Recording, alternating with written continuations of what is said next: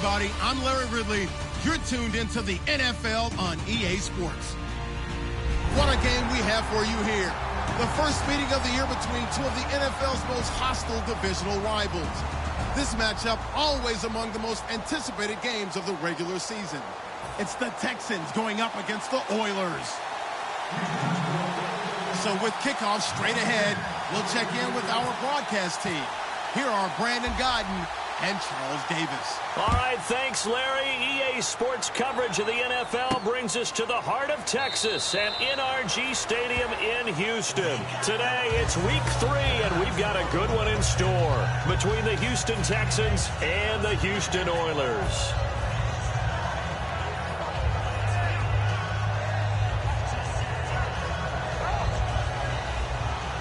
Looking to jam the receivers at the line here. Press coverage look defensively.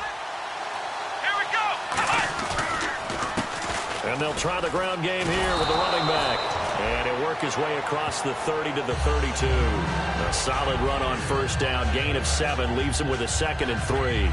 Now that's the way you want to start a drive. Talk about a tone setter as well as a playbook opener. Now if you want to take a big shot over the top, you're all positioned to do so.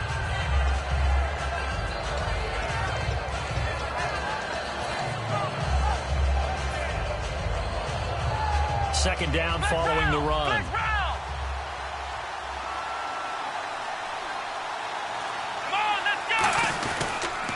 Now they'll run it on the toss. It'll be a gain of 2 on the play, but they'll remain a few inches short here with third down looming.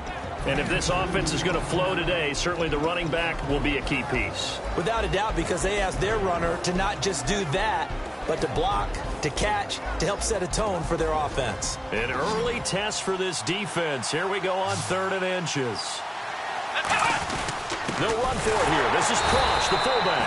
And he's able to get the first before he's taken down at the 36.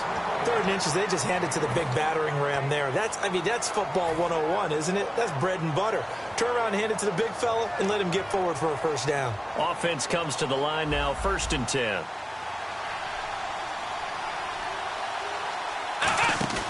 They go play action here on first down. He couldn't quite hold it. Got hit. Ball pops out. Incomplete. And that linebacker group today could be very key. As we were preparing for this game, you pointed out to me as we were watching film that the linebackers look like an elite unit. I agree with you totally. They move around, fly to the football, and take it away from offenses. So the incomplete pass brings up 2nd down. And on the ground they go with the running back. And he went nowhere. Well, he went backwards, back to the 33. They'll wind up losing 3. And now it's 3rd down. And the offense there, the O-line, everybody really on offense, they were just manhandled at the point of attack. Yeah, you could pretty much call them all out, couldn't you? Almost by name, right? That was a very tough sequence for the offensive line. But how about that defensive front? Creating a new line of scrimmage and creating a lost yardage possibility. He's going to rifle one deep left side. And he knocks the ball away, and it falls incomplete. That's a bold strike right there, taking it downfield and putting some air on it. But how about the coverage? Able to get his hands across the receiver and bat the ball down. And he gets it away, a directional kick going toward the sideline. And the punt over the side in the air, and the spot will be inside the 35.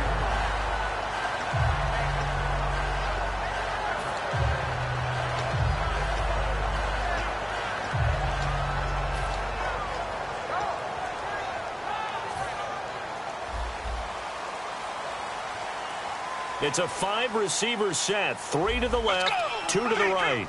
3-2. Head. Let's go. Head. 3-2. 3-2. The defensive line disperses a little bit here, maybe expecting a pass. They'll try and start this drive in the air. And quickly here, and that's complete. That throw good for 4. It's 2nd down. And how about this wide receiving core, Charles? Well, I was at the hotel watching a little film, and you popped your head in and said, these receivers are pretty good from what I can tell. You're exactly right. Can't wait to see them do their thing out on the field.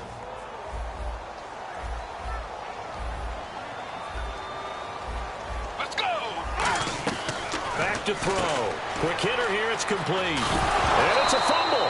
But this will get out of bounds, so possession will stay the same. I don't know about you, but I could hear and feel the sigh of relief all the way up here in our booth. That was palpable. The sideline, the friend there. No doubt about it. If the ball goes over the sideline, able to retain possession, no turnover. I know his coaches are screaming, just hang on to the ball, man. Let's go. J2. J2. Let's go. Blue 58. J2. J2. Let's go. Blue 58. Let's go. A handoff as they run the counter. Puts nowhere. Losing yardage back near the 40 at the 39. It's a loss of a full 3 yards, and it brings up 4th down.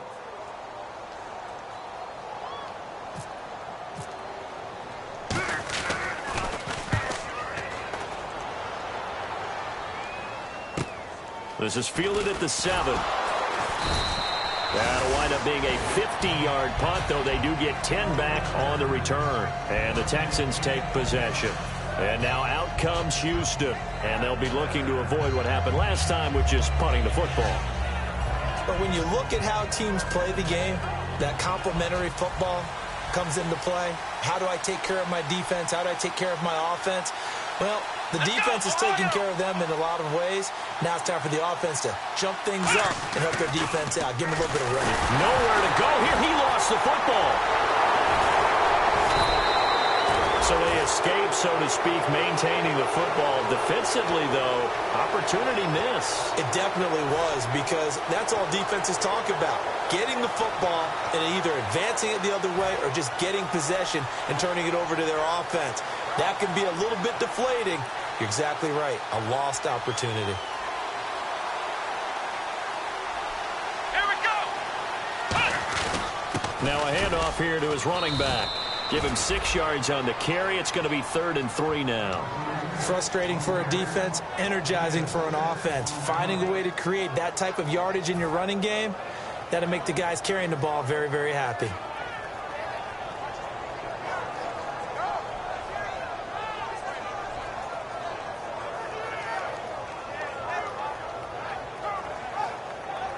Let's see if they can convert here on 3rd and 3.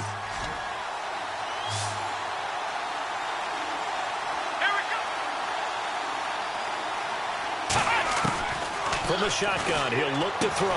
And a quick throw here, that's complete. They stop him for only 3 that time, and that'll bring up 4th down.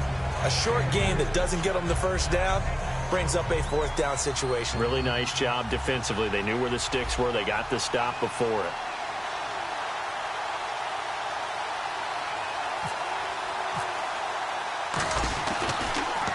This is away, and a very good kick angled for the sidelines. And this is going to be ruled out, I think, just inside the 20. Yes, it will. Side judge calls it at the 19-yard line. And now out comes Houston. And a 3-and-out on that first drive. We'll see if they can do better here. They should have a better opportunity because the nerves should be settled now. That first series, everybody goes out a little extra emotion. So now they get a chance to go back out and say, okay, now we're into the game. Let's go play and play as best we can. You almost get a mulligan then on that first drive? Sometimes it absolutely serves that way. You get a second opportunity. Nothing big happened. But then again, you didn't commit any mistakes either. Off you go. Let's go. Blue 58. Blue 58. J2. They'll come out throwing here on first down. And it pops free. The collision there jarred the ball loose and brings up 2nd down. The defensive crew for the Texans. Here's a look. Whitney Merciless is rapidly becoming one of the top outside linebackers in the game. As well he should. With that name, he's got to be great. 2nd down following the incompletion.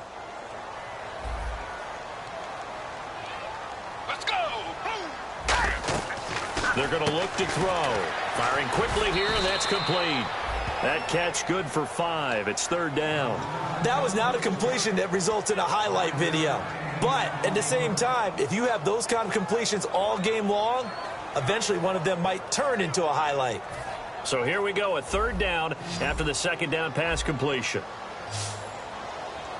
Let's go. Blue 58. Now they'll throw here out of the gun. It's a short one here, complete to the tight end. They get 9 out of that one, and as a result, the drive continues.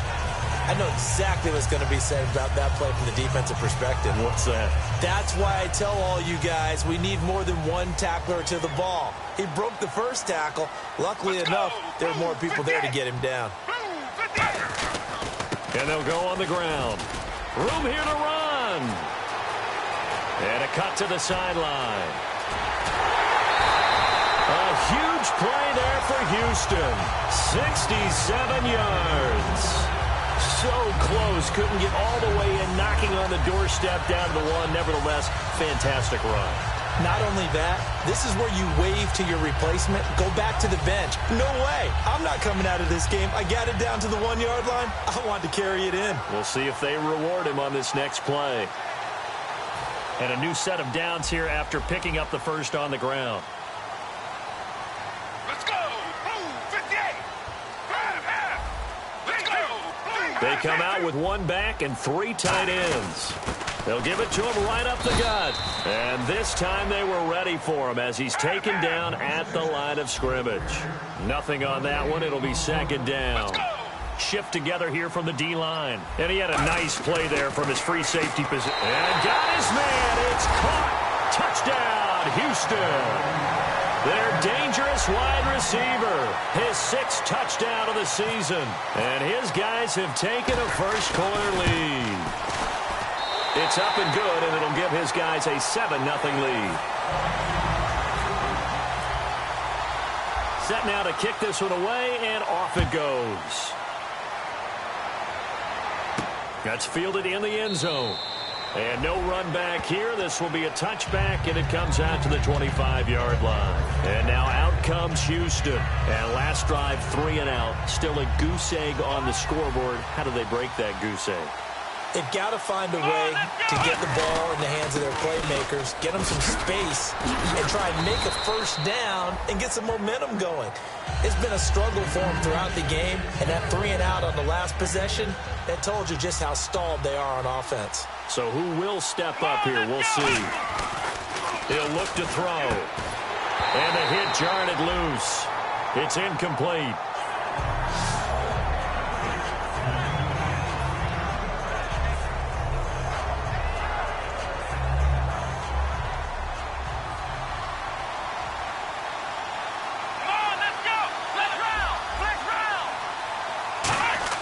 Looking to throw. He'll rifle this one deep right side. And incomplete. The contact made the ball roam free and brings up 4th down. Here's Swayze Waters now as he's on to punt for Houston. They didn't have a ton of yards to pick up on that 3rd down, but there was no way they were playing that one safe. They decided to take that one downtown. They must have felt that they had a big play that was waiting for them. Unfortunately, it was incomplete. And now out comes Houston. And that last drive, it was all about the ground game, ground and pound. And I don't care how we're playing the game these days, offensive linemen still want to fire out and smack the guy opposite them and move the football on the ground. They feel better about that. That's what they want to do. That's how. Weaving through traffic, and now he's free. Past the 20. Touchdown, Houston. A big play there. His first touchdown here of the new campaign. And his guys get the quick strike touchdown. Partner, you know what the real key is to stopping a good passing attack? You tell me. Being able to tackle as soon as a guy catches the football. Didn't work out there. No, because when you give up the big run after catch, the rack yardage, that puts your defense in a big-time stressful position. A lot of rack yardage and a touchdown there on the big play. Now the Texans offense, they head back out to do battle here. And 3 and out on the last drive. No points on the scoreboard. A little soul-searching now. I would say so, and they need to help out their defense a little bit. They've had to be on the field a lot more than normal, put them in some tough spots. But what's the old adage? When you get another chance, it gives you a better chance to do it right. And he'll be tackled at about the 35. Give him 10 yards on the pickup, and it'll be second and very short. Really tough drive, but that run help salvage something there, because now there's something positive that came out of it. They got to see good blocking, good push by the offensive line, wide receivers trying to get involved, a good run by the back. And now maybe it'll be a catalyst for them to look at going forward, watching it on tape. Maybe they can keep incorporating that type of a run into their offense. So the run moves the chains, and here we go on first down. Come on, let's go. Come on, let's go. They'll drop to throw. He's going to launch this thing way downfield. And it drops down incomplete. Thought he might have had it. Instead, second down. One thing I know from experience is that when the deep ball is thrown, a little bit of panic that emerges. You've got to play the ball really well. It's a 50-50 jump ball play. And guess what? They took a shot. How are you going to win it? And in this case, they managed to get it done. So they're still at the original line of scrimmage here. Second down and 10. Here we go. Now back to throw. And incomplete there. A nice hit. Jars the ball free and brings up third down.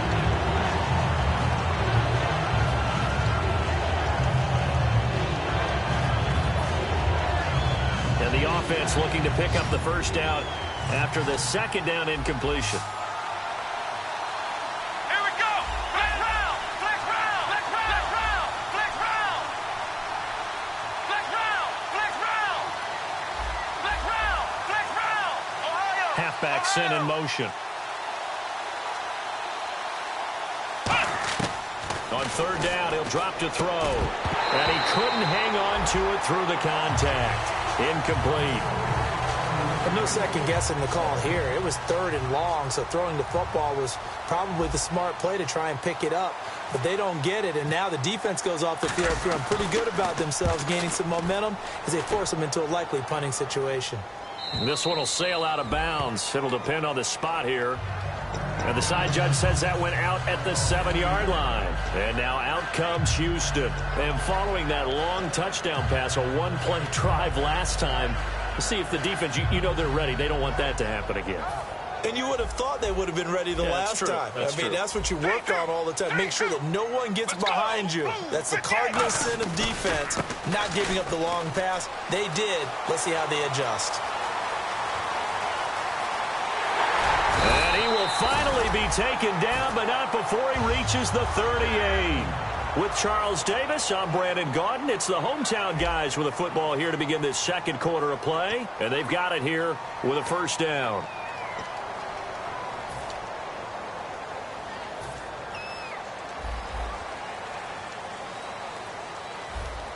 They'll come out in the pistol. They'll look to throw now on first down. He's got his tight end on the corner route. It's complete. And he's going to get this inside the 30. It'll go as a gain of 12. And that'll be good for a Houston first.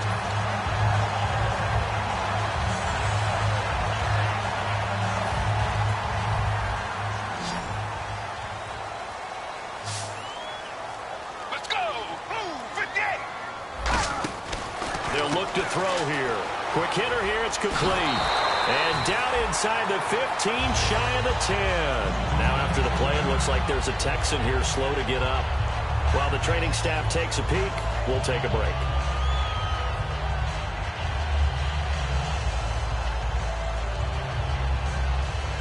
Fresh set of downs here. Let's go. Blue 58. Blue 58.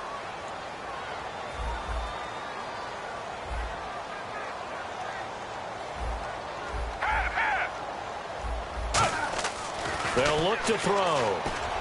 And he fires one that's intercepted. A great read, and it's picked off. And a short return will be stopped inside the 10 at the 8-yard line. Heading out is the Texans offense as they get set to take over here. And down on the scoreboard, certainly needing to avoid what happened on the last drive, punting the football. Sense of urgency has to take over for them here. They know the score. They know the situation.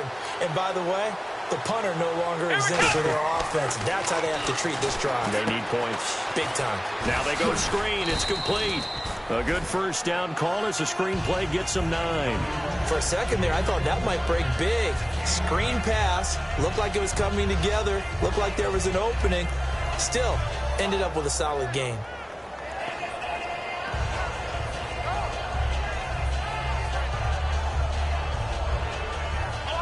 Looks like the defense in press coverage here. Come on, let's go! Ohio! Ohio! And he'll give it here to his running back. And he'll be taken down, but not before he gets this football out shy of the 30 to the 29. Well, so much for him being bottled up throughout the day. Finally finds a way to break through and get a really nice gain. The defense had felt great about what they had going. Now they've got to turn their attention to getting it back in that direction. Can they bottle him up again? Because I'd say after that run, confidence is pretty high for him.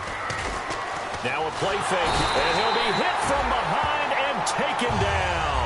Yannick Ngakoue continuing to fight downfield. The big tackle gets him for a loss of 11.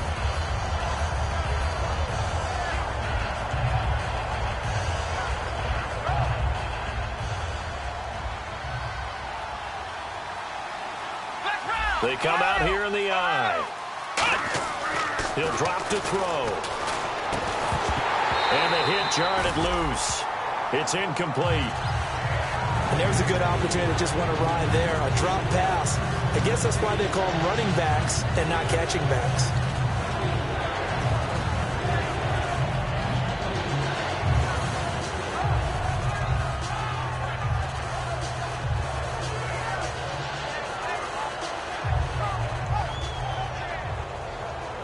Third down here for the offense after the incomplete pass. Let's go! Ohio! Ohio! Ohio! Ohio! From the shotgun, he'll look to throw. And this is going to be incomplete. Well, they've had a pretty frustrating first half here offensively, and then just continued there with that incompletion. Yeah, definitely frustrating for them, but heartening for the other guys. Those stop troops, they're enjoying things right now because they've made it very difficult for them throughout the half. He gets us away. It's a good one, drawing toward the sidelines. And this punt goes out of bounds, and it'll be marked inside the 40. And now out comes Houston. And they had a nice little drive going last time. Threw the interception in the red zone. Costly. Bad enough to throw it anywhere, but that drives coaches insane when they're thinking about, hey, we've got a shot at points already. We're already in a spot where you're thinking you've got 3 on the board for sure, and to come away with nothing, that's a really tough one for them to swallow. Yeah, will they make up for it?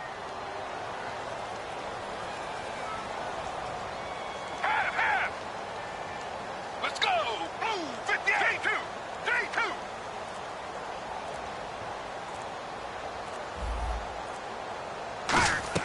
Trying to shake off the interception. Under pressure, and the Texans able to get in there for the sack. A well-designed corner blitz that gets him for a loss of 8 yards.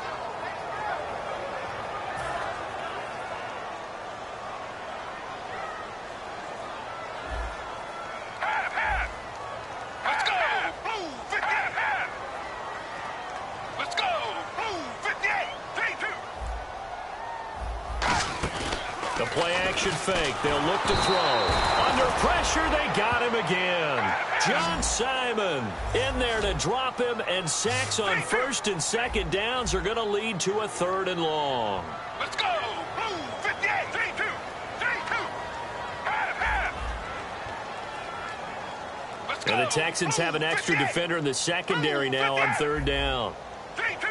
J2!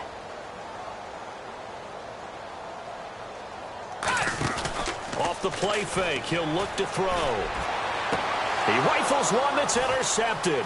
A great read, and it's picked off. And the return here is stopped at the 35-yard line. And the Texans set to come onto the field. And on the last go-around, they really couldn't get anything going. They had to punt from deep inside their own territory, which means you're going to lose the field position battle as a general rule. What they're looking for now is a little more consistency, move the ball at least a few times on offense, get a couple of first downs, and hopefully flip the field. Yeah, just something to build off of. That's what they're looking for here. And that play went nowhere. Losing yardage. It'll be back at the 36. It's a loss of a yard there, and now 2nd down.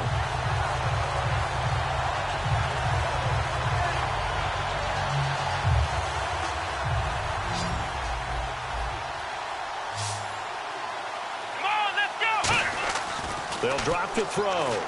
Out to the flat. That's complete to his running back. And he'll work it inside the 30 to the 29-yard line. It's a gain of 7, and just like that, it's third down.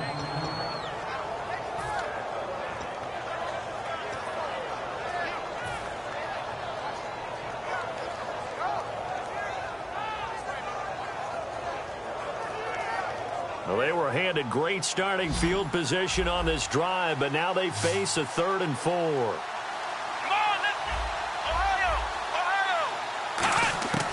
Out of the gun, they'll look to throw. And incomplete. The contact made the ball roam free and brings up 4th down. On now is the kicker Jason Myers for the field goal try. From the right hash, it's a 46-yard attempt. And this one is right down the middle. And they will get themselves on the board here at 14-3. So after the pick, they can't capitalize for 6, but they do get 3. And I know in this situation, most of us wanted to focus on the offense. You know what side of the ball I played on. Let's give that defense a lot of credit. Taking it over in a sudden change situation and shutting them down. And now out comes Houston. And following the interception, just any interception, are you a little bit more cautious when you start that next drive, or no, you just throw that out the window? I think you are. I don't think that there's any way you can run back out there and go, totally didn't affect me. Let's just go ahead and be loose with the football again. You're going to take care of it, but you have to be careful about being too cautious because... And for the 3rd time here in this half, it's intercepted. A great read, and it's picked off. And his guys are going to take over at the 34-yard line. And now out comes Hughes. Field goal here. They got field goal last time. Now they'll be looking for a touchdown. They're looking for the big chunk now because, as you noted, the field goal way of doing it makes it that much harder and puts more pressure on every possession for you now. Go ahead and get 6 and feel a lot more comfortable about the position they're in. Bigger chunks. We'll see if they can get the score.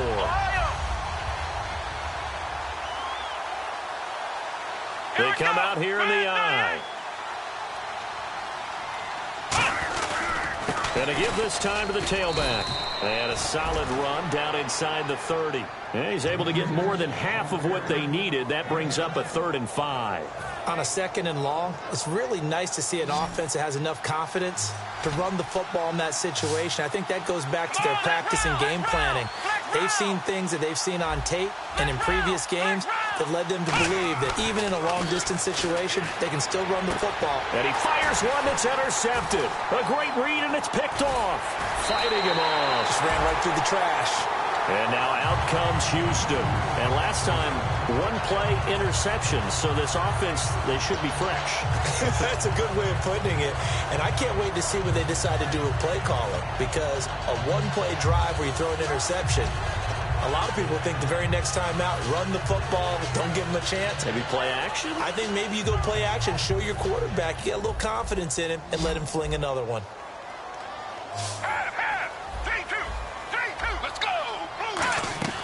They go back to the air here after the INT. And a quick throw here, that's complete. The completion good for 3, and it's 2nd down. Time to step aside. We're back to Houston after this timeout.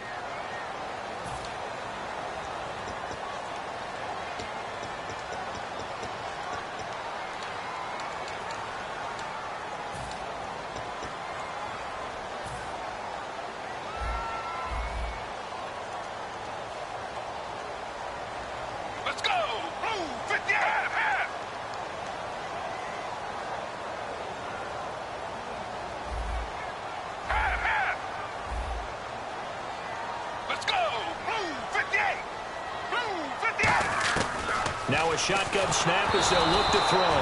And he takes a shot on the release as this will be incomplete.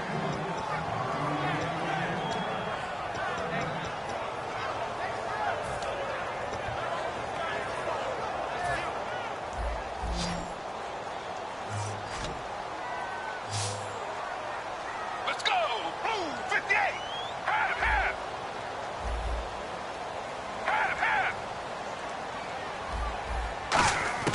On 3rd down, he'll drop to throw. Got a man over the middle, and it's complete. A good pickup there at 22. And defensively, they were in zone coverage there. Do you have to be a little careful? You're losing playing against a good quarterback like he is to not play too much zone? Yeah, you have to be careful about how much time you're giving up. I think it's a good point you just brought up. So maybe if you still want to play zone, you go to a zone blitz scheme. And you can drop anyone out of your defensive front. Defensive end, defensive tackle. It doesn't matter. You just exchange someone to bring more pressure towards the quarterback and still try and cover downfield. They come out 5 wide, 3 of them to the right side. Let's go. On first down, he'll drop to throw. He's going to leave this for his running back. It's complete.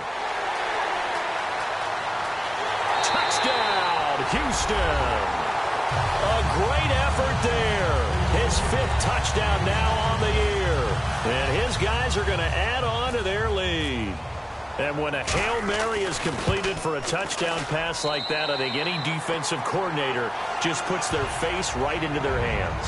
I don't think there's any doubt about it. And I don't have stats in front of me. I don't have the empirical numbers that say that in recent years the Hail Mary pass has been completed more than it has been, but it feels that way, doesn't it? And I know the defenses are spending more time on it. I think the biggest mistake they make is that they play everything from behind the receiver. I think they've got to start getting people in front as well to try and knock the ball away. And now out comes Houston. And following the interception, we'll see what they can put together on this drive.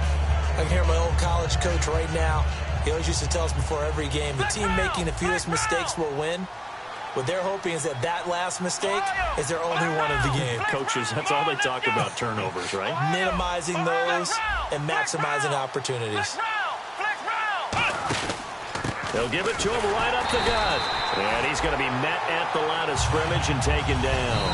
Call it no gain on the play, and it'll be second down.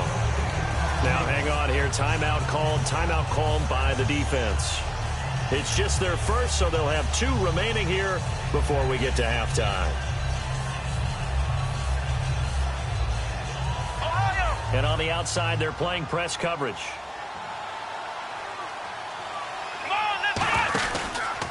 And they'll go ground game here with a tailback. And he is going to lose yardage here. He lost 2 there, and it's third down. When you're putting together a formula for winning defense, it's exactly what we're seeing in this game. Controlling the line of scrimmage, attacking, and changing everything so that now they're playing in the offense's backfield. They're playing an excellent game. So the D-line's going to spread out. He'll drop to throw. And he couldn't hang on to it through the contact.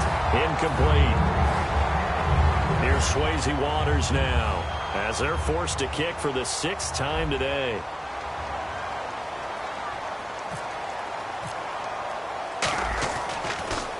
His first punt, 45 yards. This looks good as well. No returning this one. It sails out of bounds, and they'll spot it right at the 20.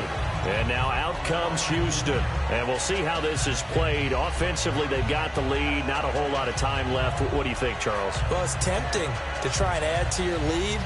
But a mistake there, that could change things in a big way. I say go ahead, take the knee, get on out for the half.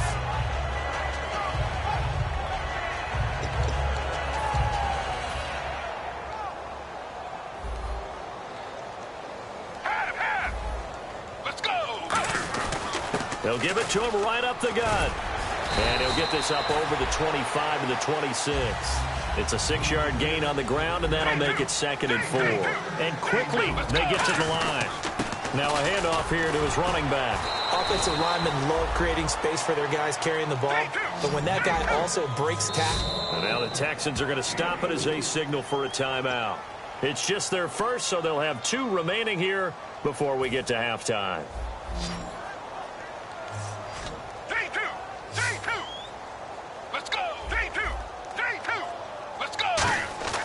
On 3rd and short, they'll try and pick it up through the air. And his pass is intercepted for the 4th time today. A great read, and it's picked off. And his guys have got it back at the closing stages of the first half. And now out comes Houston. And where the ball is now, you got the field goal pretty much in the bag. Now do you try for the end zone a couple of times? I don't think there's any question about it. You might get a gift of 6 points rather than the 3 that you just noted that you feel like you already have. Be aggressive, go after it, and try and get those points.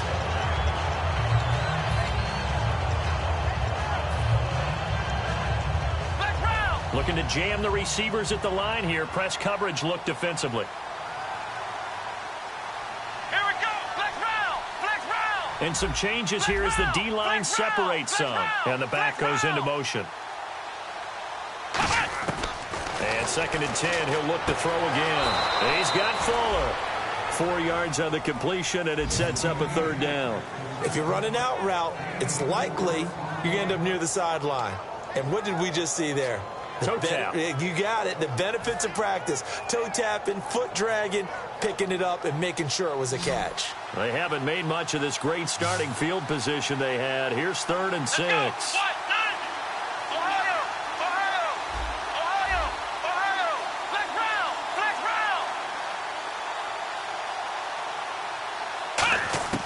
He'll look to throw. Nowhere to go here. He lost the football.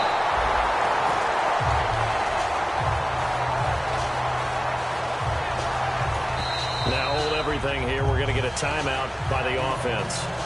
So as they take it over, we step aside. And play is stopped here. Timeout. It's the defense calling the timeout here. And with halftime on the horizon, they'll be out of timeouts from here forward. And I tell you what, he got it from 58. That had lots of leg behind it.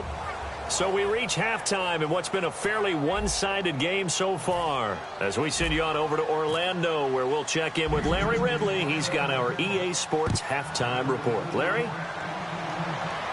And no return on this one as the fair catch is signaled for and taken. And now out comes Houston. They built a good first-half lead. Now they have a chance to add on to it. And what I'm thinking is that the offensive staff spent the entire halftime just working with them on, here's what we think they're going to do to attack us in the second half. Nice first half that we've had, guys, but be prepared for some change-ups. We're going to see them when we kick it off in the second half. See how they handle any adjustments that might be made defensively. Escaping the pressure right. And he's just going to throw this one out of bounds here. Nowhere to go with it. Incomplete.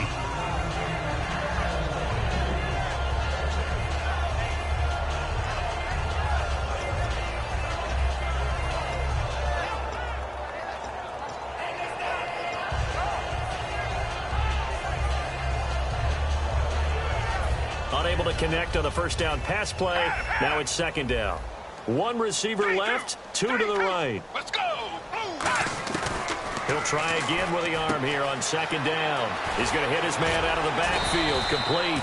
And he'll get it up near the 35, right at the 34 here. It'll be a gain of 9, and that'll bring up a 3rd and 1. They're going to hurry back to the line now. They'll look to throw for it on 3rd and 1. He's going to flip that out to the flat. It's complete. And he will finally go out of bounds, but not before he takes it down to the 25. So oftentimes you see defensive holding. Here it's offensive holding for the flag. Really good defensive effort. They were all over that little swing pass out to the right side before lost yardage. Terrific read, better execution, and done with a lot of enthusiasm, wasn't it? Absolutely. They saw it all the way, ran to the football, and caused a nice play for lost yardage. Throwing right, and that's complete. And he brings this up to the 46. Good enough for the first. Really nice little connection there. They go with the corner route, and it works out well. And the best way to set up the corner route is to throw slants throughout the ball game so that when you're able to get back outside, the defender has to respect the inside game. Firing quickly here, and that's complete. Now after the play, it looks like there's a Texan here slow to get up. While the Traders take a look, we'll step aside.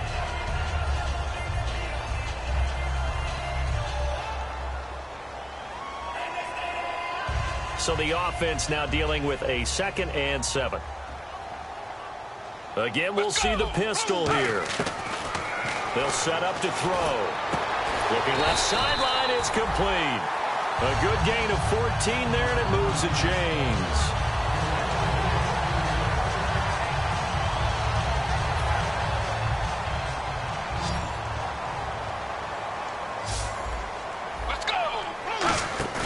Now a play fake here on 1st down. He couldn't quite hold it. Got hit.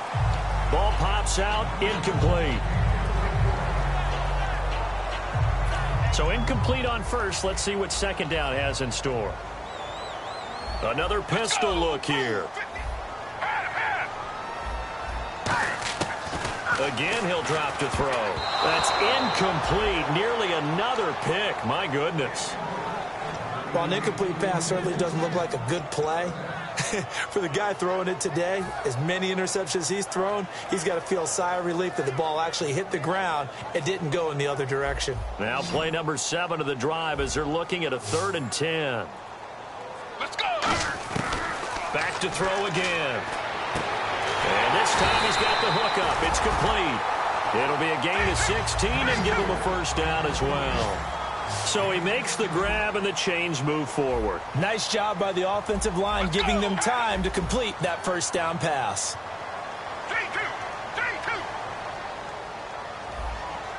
Let's go.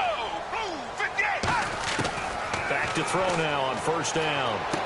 Quick hitter here. It's complete. Give him 10 yards on that one, and that'll earn him a fresh set of downs. I think that's a big pickup for a first down because when you run a drag route against zone, you're sometimes asking for trouble because you might run into a defender. Yeah, well, there they ran into a first down. Executed it to perfection. Let's go. Blue 58. Blue 58. The wide receiver moving to a new spot. And they'll bring the big tight end across the formation left. Now on first down, he'll drop to throw it. Finding his safety valve here. That's complete. They'll give him a yard on the play, and it'll make it 2nd down. So many times you hear today's NFL described as a space game. Get your best players into space with the football in their hands. That's why sometimes you just swing it out to your runner, get him out in the flat, and let him have a chance to make people miss an open field. And this seemingly endless drive continues.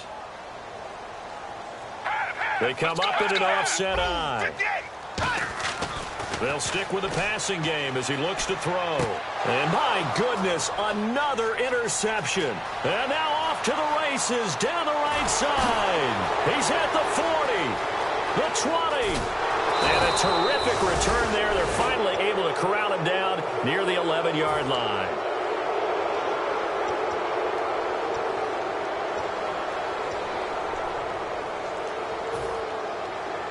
And a great spot to start this drive from here.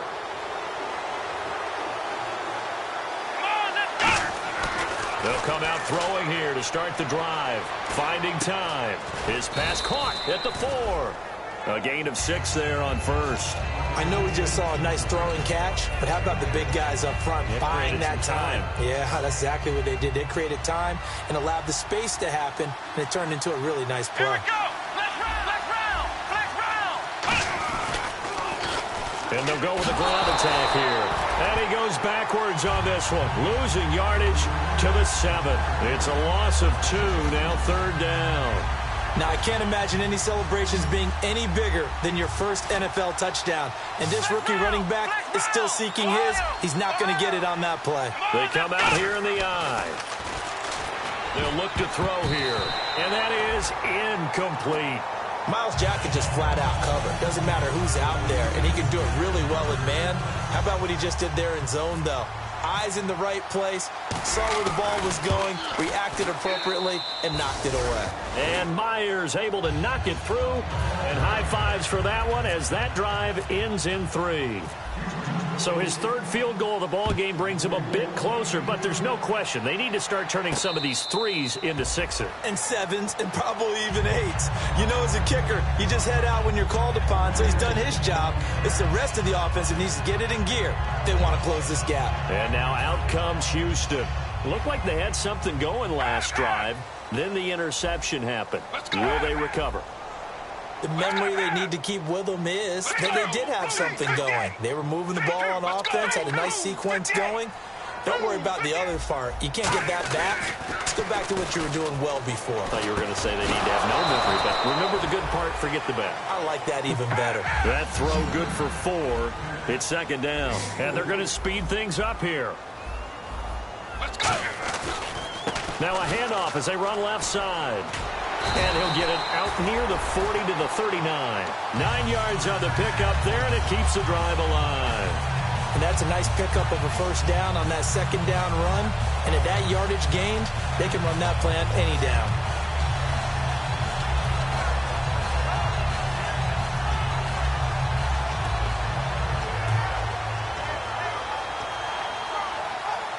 So the run gets them the first, and now they operate with a fresh set of downs.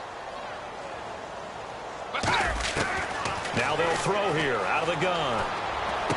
Oh, he's got a man wide open, complete. And give him 17 yards that time as that'll move the chains. And with that last play, he's now up over that 300-yard mark. And in today's NFL, it almost feels routine. And I hate that when you talk about a 300-yard passing game. To me, 300 yards still signifies excellence, and he's achieved that in this performance. On first down, he'll drop to throw.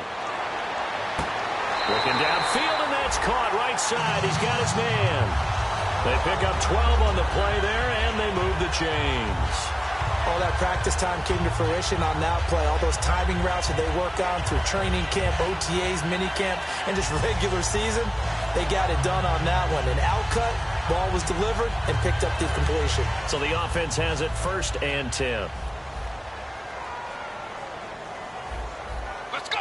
Blue 58! They go play action here on first down. He's going to look deep down the field. And it pops free. The collision there jarred the ball loose and brings up 2nd down.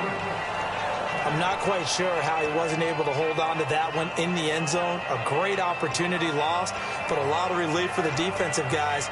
When they get into film next week, they're going to want to know what happened. Where was the breakdown that almost allowed a touchdown?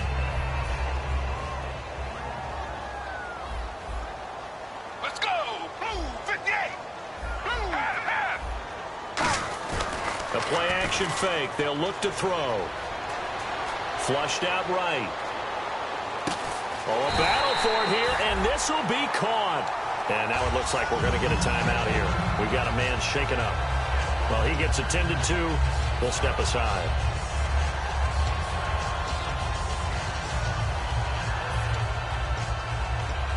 And here comes play number 6 on this drive. Ready? Ready? Right, right.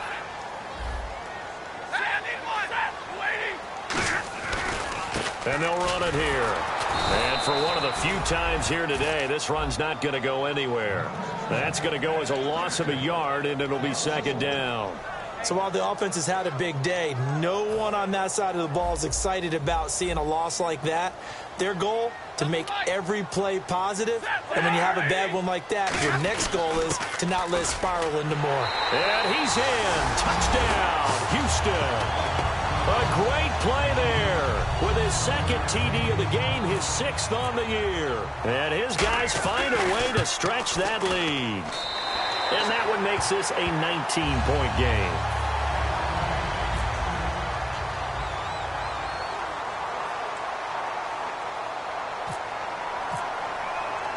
The kickoff team on the field now as they will send this one away.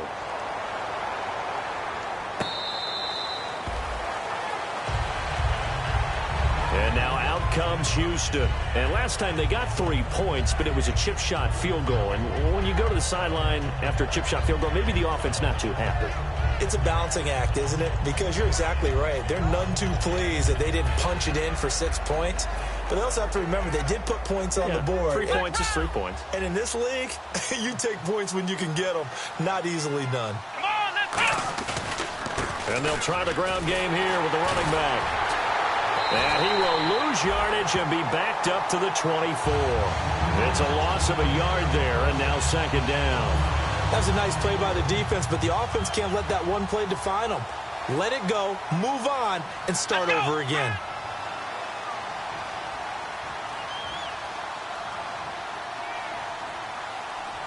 Flex round! Ohio! Ohio! Here we go! What? Ohio! Ohio! They'll drop to throw. Looking for his tight end on the corner. It's complete. 12 yards there as they move the chains. And there's a completion to the tight end. And look at the size of these players nowadays. At that spot, 6'4", 6'5", and up. A lot of guys used to be basketball players, somehow came back to football. That's really good for the game of football. You're getting better athleticism, great hand-eye coordination, guys who know how to control their bodies when they run their routes. Back now here on EA Sports. It's Texans football, but they trail here as we get started in the fourth quarter. See if they stay on the ground for second down. They isolate Hopkins on the left side. They'll set up to throw. Fighting through. He's going to get this one out to his fullback. And he will lose yardage back to the 34-yard line. He lost 4 there, and it's third down. Well, I know it goes against the instincts of the person catching the ball because all you're ever taught is catch the football, don't drop it. But drop it there. Yeah, in that situation, dropping it would have been better. End up losing yardage, even though he completed the pass. As good as a sack. Yeah, how about that? Although they won't get the same credit for it, and it won't help them at contract time. And that one incomplete. Had some position, but couldn't hold on, and it brings up fourth down. Well, they haven't had a whole lot of success in the passing game here. Now, in the second half, he's thinking, I guess maybe just take a shot deep. I think you're right. Almost looking for a bailout, isn't he? Can my receiver go up and make a big play for me? Can I create a penalty downfield, maybe pick up an interference call and get that yardage downfield? Anything trying to get going again, but you're right. He definitely took a shot. Nowhere to escape, and he goes down. Bill O'Brien rolls the dice, but to no avail. In there to sack him for a loss of 6. Really nice starting field position here for the offensive unit. Now it's the backup Stafford. Going right side here, and that's complete. They'll get 17 yards there. And it's good enough for a Houston first down. And when an offense is doing a nice job selling the play-action pass, a lot of responsibility shifts to the linebackers. They're the ones that have to determine run or pass and get to the proper places on the field. Now a play fake here on first down. And that was incomplete, but I don't know how much of that falls on the quarterback. He was pressured. Brandon, the rush showed up so fast, the quarterback had no chance to get the ball downfield.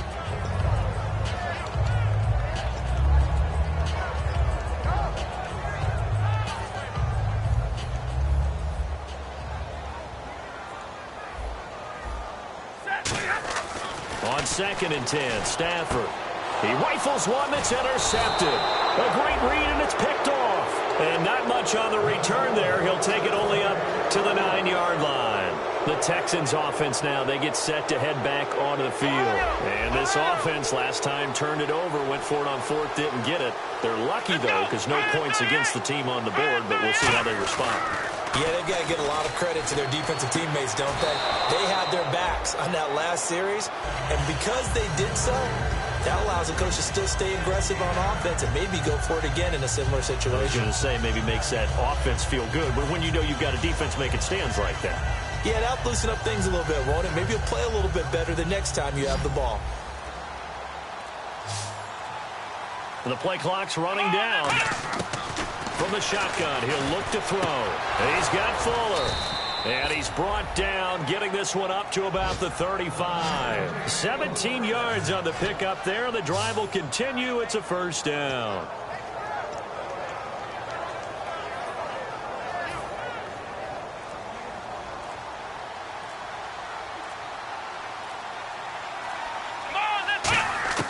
Now on first down, he'll drop to throw it. Looking middle, and it's incomplete. The Pro Bowler DeAndre Hopkins, the intended receiver.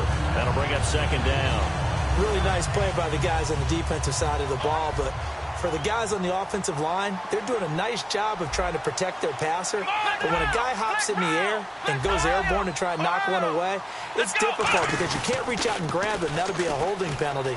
So all you're trying to do is make some type of a play on him, make some type of contact to try and get his arms out of the sky. 17 yards on the pickup there. The drive will continue. Well, depending on the temperament of the head coach, he's either turning to the bench and screaming, "Where was that all game?" or maybe he's just kind of keeping it to himself and saying, okay, it's something to build on, and a positive comes out of a bad game because those are going to happen from time to time. We'll see how he gets his team ready to go in the future. But that run right there, that's what they were looking for. He'll look to throw. And to the left side, Fedorowicz has it. Give him 11 yards that time and a new set of downs. Well, coaches always talk about finding balance on offense. I don't think you can get much more balance than this. Big-time run, big-time pass. A 1-2 combination. Looked pretty good. How about that? Let's see if they can continue to take that kind of a punch there. They'll look to throw here on first down. And a quick throw here, that's complete. That throw good for 4. It's second down.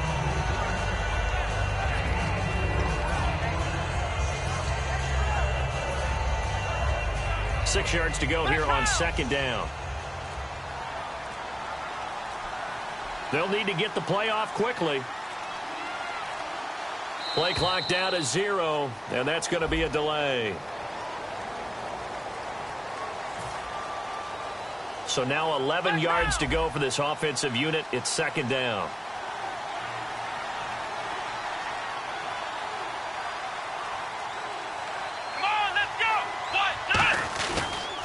Now a handoff looking right. Fighting his way down to about the 35-yard line. Give him 3 yards on the run there. That still leaves him with a difficult 3rd and 8 coming up.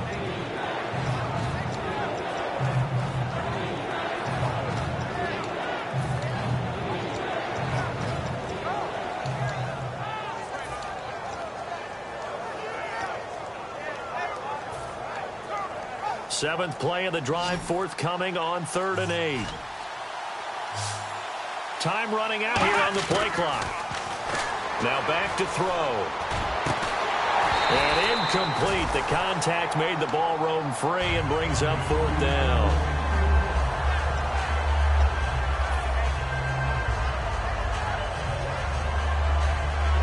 A critical one here if they're going to have any shot at this thing. So they'll go for it on 4th down.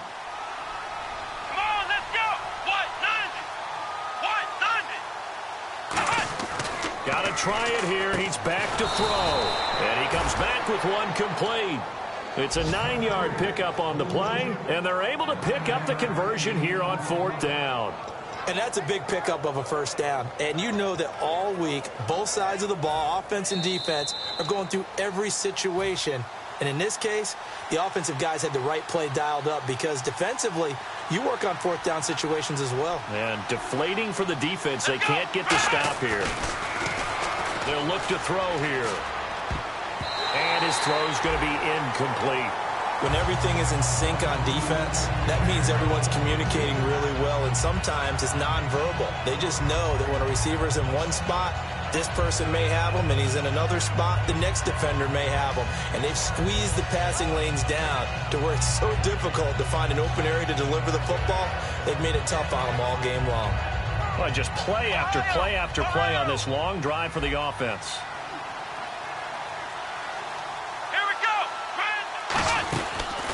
They'll run it now out of the gun. And taking it to the 15-yard line before he's brought down. A nice pickup there of 11 yards, and it'll move the sticks.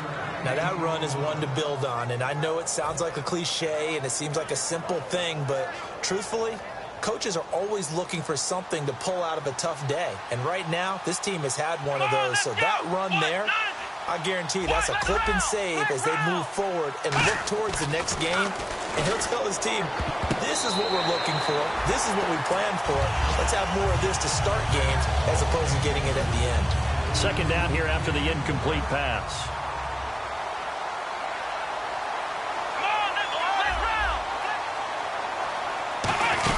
They'll run it now out of the gun.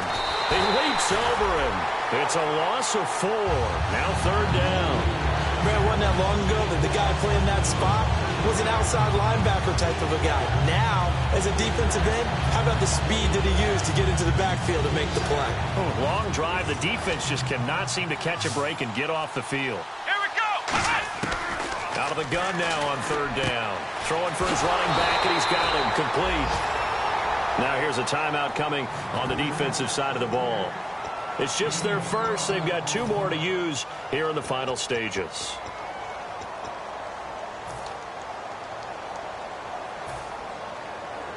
And a field goal obviously means nothing here. They're going to go ahead and go for it on 4th down. Let's go. 38. It's a quarterback sneak. It'll be a pickup of just 2, and the decision to go for it pays off. They've got a 1st and goal. Deep in the red zone. This was 4-down territory from the start. And here, they won't wind up with a touchdown. Now whistles come in. We're going to get a timeout here by the offense. It's just their first. They've got 2 more to use here in the final stages. Now a stoppage here. We'll get another timeout. That'll leave them with just 1 remaining in this 4th quarter of play. And a really long drive here, and it goes on and on. Flex round. Flex round.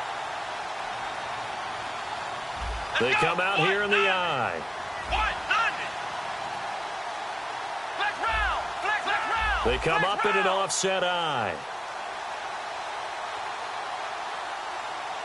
From the 4-yard line, it's 1st and goal now. And they'll get him down just shy of the goal line at about the 1. Now hold everything here. We're going to get a timeout by the offense. And as the 2 teams talk it over on their respective sidelines, we take a break. And barring something unforeseen, this will be the last play of the game. And he'll give it here to his running back. And that play's not going to get him in as he stopped right at about the line of scrimmage. And, Charles, you know what coaches always tell us. We want to win our home games. That much we know. We want to protect our home turf. They got that done in this one. Exactly right. When you start a season, everyone's goal, win all of your home games, split your road games, and you're likely going to be in the playoffs. But when you win at home, boy, what a great feeling that is. You don't even mind if people are at your house when you get home after a win like that. So for the home team here, it's back-to-back victories now after the Week 1 defeat as they move to 2-1. And they'll get to stay put for a few days as they'll host the Chicago Bears next week. Meanwhile, for the Texans, the early struggles continue as they'll sink to 0-3. And they'll get a home date next week against the Detroit Lions.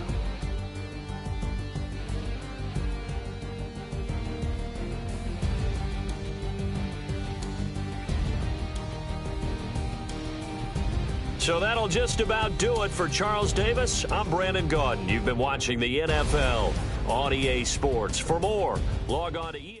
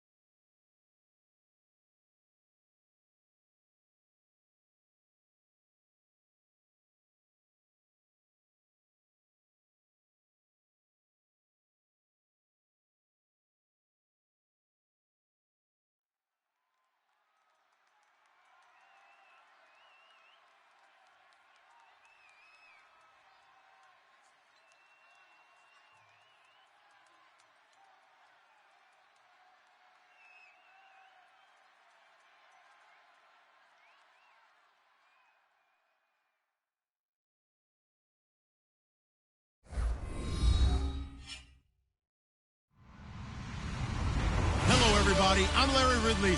Welcome to the NFL on EA Sports. Opening week in the NFL is an exciting time for everybody, including these two teams here today. It's the Brooklyn Barons going up against the Browns. The opening kick of the new season is straight ahead as we turn it over to our broadcast duo of Brandon Godden and Charles Davis. Just off the shores of Lake Erie, we are at First Energy Stadium in a city aptly named after its founder, Moses Cleveland, way back in 1796. Today, it's the opener of the 2017 NFL season between the Brooklyn Barons and the Cleveland Browns.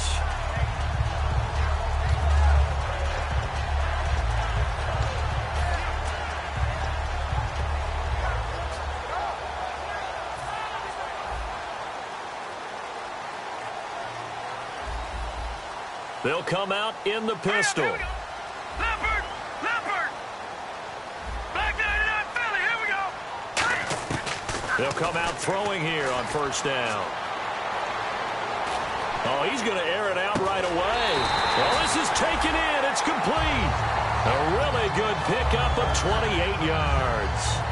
Brandon, in our meeting with the coaches prior to this game, we heard them talk about the opportunity for the deep pass. They've got a receiver who can sprint out wide. They wanted to make sure they had a chance to get it to him and loosen up the defense. On the ground, this is Isaiah Crowell. No gain on the play. It'll be second down. 3-4 defense, usually here you'll see the linebackers come up and make those plays, but the nose tackle also vital. Well, it's so vital because what you just pointed out, normally he eats up blockers that allows the linebackers to get to the ball carrier. In this case, he did his job and then some, and there was no gain at all for the runner.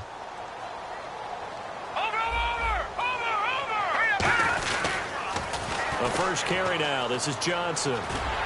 And he's brought down. That one goes for 13 yards, and it moves the sticks. Whenever we meet with coaches and they always talk about wanting to establish running the football, it's oftentimes with a good tight end who can control the line of scrimmage and the point of attack, and they're becoming harder to find because the colleges are giving us a whole lot of receiving tight ends, former wide receivers who can run, not necessarily block very well. In this case, though, we saw two tight ends on the field, both of them with the ability to block, and he ran the ball successfully behind that power set.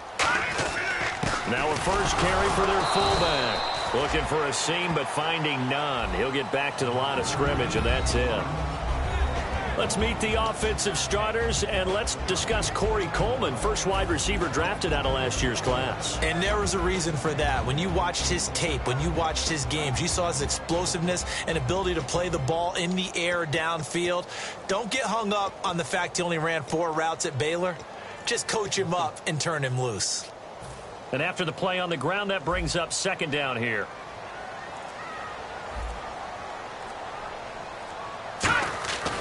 Now they'll switch it up here and look to throw. And he will find his man on the outside. And inside the 20 before he's brought down. First down coming there on the intermediate passing play. That's been a point of emphasis, they told us in practice, using those medium routes to keep the defense off balance. And it wasn't just them telling us. We got to watch them practice it and work on it because they've been trying to fine-tune it and get it right before this game. And I think they have to be happy with the result. A first down carry now for Crowell. And he'll get this one down to about the 17. Just a yard on the pickup there, and it'll bring up a 2nd and 9. And let's look defensively at the starters. Jason McCourty's twin brother, Devin, has gone to multiple Super Bowls. But Jason's carving out a nice niche himself as a cover corner. They'll lose a yard, and it brings up 3rd. So the myth has been shattered.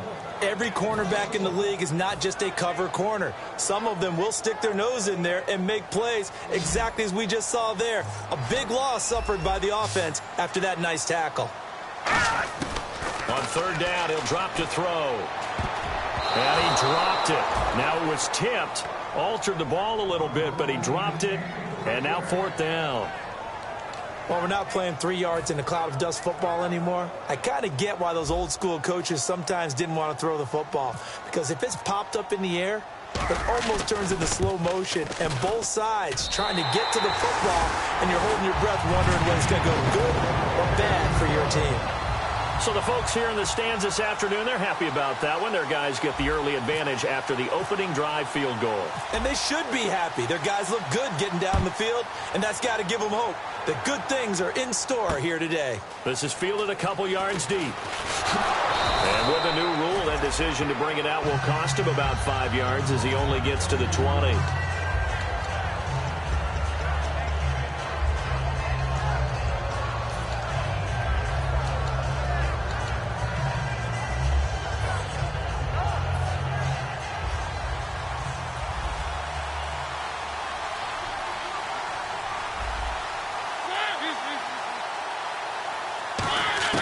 First down, Mariota. And this is Gabriel on the catch. And they'll bring him down at the 27-yard line. 7 yards, the pickup on the pitch and catch. When you see zone defense and you know you got a drag route on as your primary call, you got to be really careful as a passer about how far you let your guy go because he might wander into some tough coverage.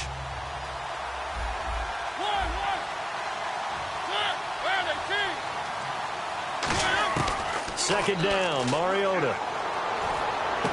Looking left side, he's got it, complete. And they get him down, but not before he takes it across the 40-yard line. And 15 yards there on the catch and run. That looked like a pretty good route combination there because you've got to find a way to clear the guy running the drag because when you do, you can just put the ball on him and then let him run it. Get some space. On the ground, this is Derrick Henry. Give him 11 on the gain there, and that enables him to also pick up the first.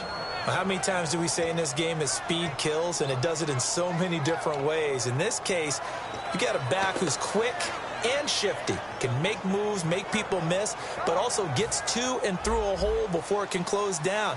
That's some of the benefits of that speed, not just outrunning people in the secondary. That led to a really nice game.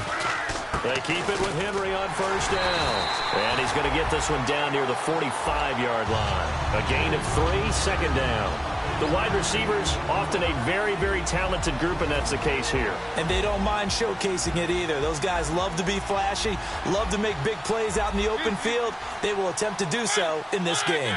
They'll bring a receiver in motion right.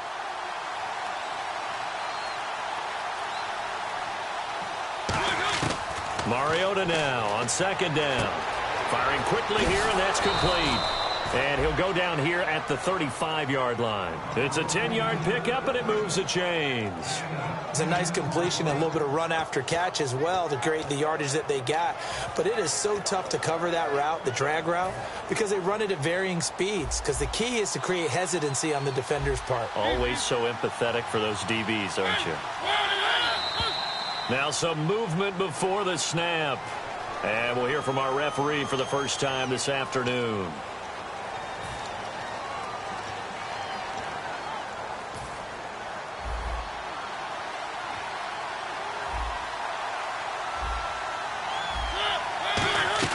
From the shotgun, it's Mariota. And the tip there altered the ball flight, and it falls incomplete. It'll be second down. And now the starting defense for the Browns. Eric Berry's a textbook definition of ball-hawking safety. You name it, he can do it on the football field. Now a second down throw for Mariota. Wide open receiver complete. That'll be a gain of 15 yards. And that'll bring up what looks to be a 3rd and inches. Can't be more than a half a foot. That was a nicely run slant route, and what the receiver's trying to do is make the defender think he's going upfield for a deeper route and then breaks it off, usually after about 3 to 4 steps, and cuts towards the middle of the field. And now what he's trying to do is use his body to keep the defender away from the football and give the quarterback a really nice target. Now they'll run it on the toss. And he will take this one in for a touchdown. A great effort there with his first career touchdown in his first career game. And his guys have taken a first-quarter lead.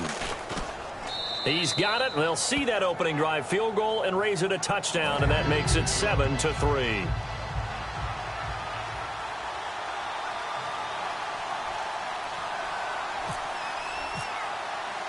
Now it's Ryan Suckup on after the touchdown to kick it away. That's fielded in the end zone. And he will be brought down here at about the 17-yard line. And now Cleveland geared up to take the field. And after the field goal last time, we'll see what they can get here. At least they got points out of the last drive, Charles. I never met an offensive coach that didn't want to drive to end with a kick. Most of them wanted to end with a PAT, right? In this case, a field goal, they'll take it. Way better than the alternative, which is a punt. Yeah, but you met fan bases that wanted that, that weren't happy with that field goal. I haven't met a fan base yet that wants to drive to end with a kick, other than the extra point. That's it. And the offense behind the chains here, a touch on 2nd and 11. If you're a selfish player and you're throwing the ball, you're cool with the completion. Maybe not so cool with the yardage lost, though, huh? Yeah, you went backwards on the yardage. Hey, it kind of works like a sack for the defense here. Yeah, it's a really big play for them, right? Able to figure it out, sniff it out, and finish it off.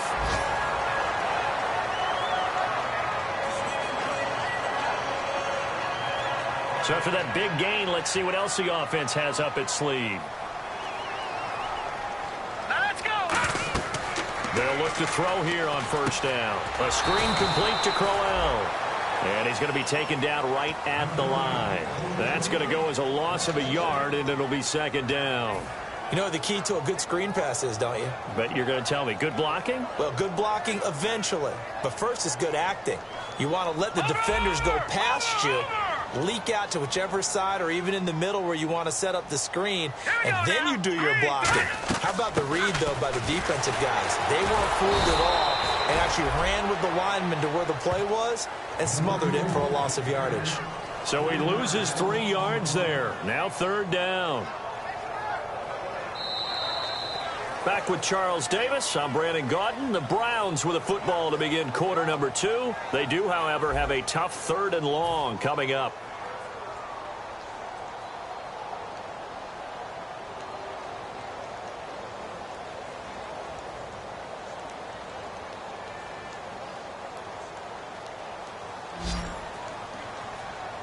They come out 5 wide, 3 of them to the right side. Let's go. 3-19. No, check. Out of the gun now on 3rd down. And he couldn't hang on to it through the contact. Incomplete. On 4th down, here's Pat McAfee to kick it away.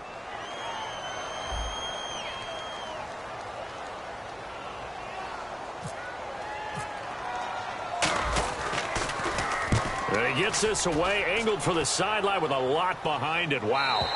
This one angles out of bounds in a good spot in the coffin corner.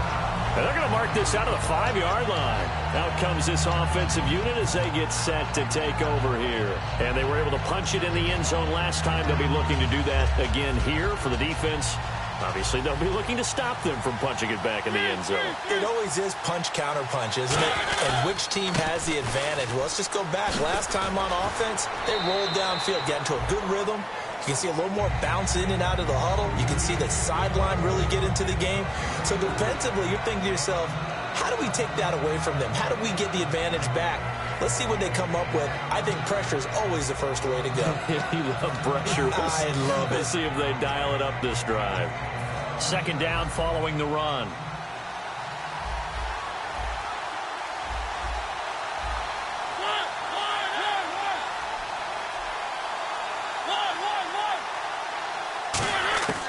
Working out of the gun, Mariota throwing middle, and it's complete. Call it a gain of 7, and it gets him a new set of downs. Some think that teams really won't throw a slant route unless you have a receiver that has a lot of stature to him. But sometimes the little guys, they get lost in there. People can't really locate them, and they run that quick cut on the slant, and oftentimes they can turn it into big plays. A 1st down carry for Henry. A strong running. He'll rumble for about 6 up across the 20 to the 22. You know what really fires up offensive linemen? When the guy that is carrying the ball behind them can create his own space and break a tackle along the way.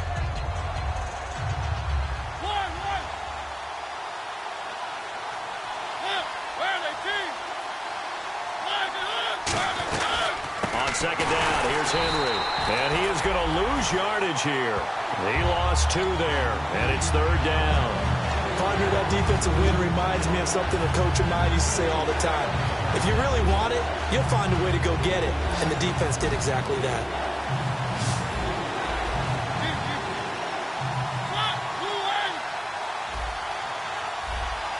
Amaro, the tight end, in motion. Mariota from the gun on third down. Quick hitter here. It's complete. And he's got the first as they'll bring him down at the 28-yard line. So the offense lining up 1st and 10.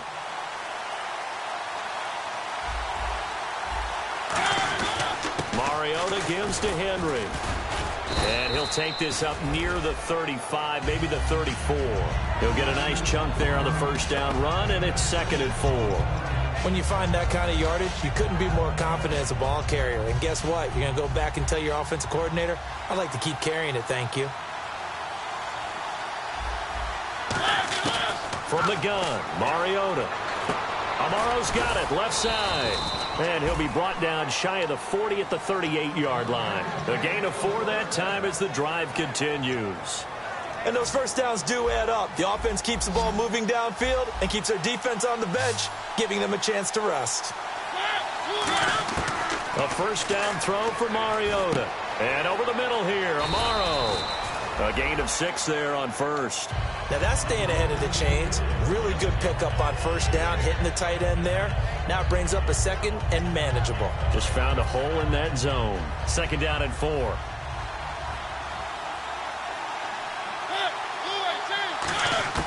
Mariota now on 2nd down. Throwing left side here, and it's complete. And taking it across midfield and inside the 45. This offense is in rhythm now, just accumulating first downs and moving the ball downfield. Now this will be the 9th play on this drive.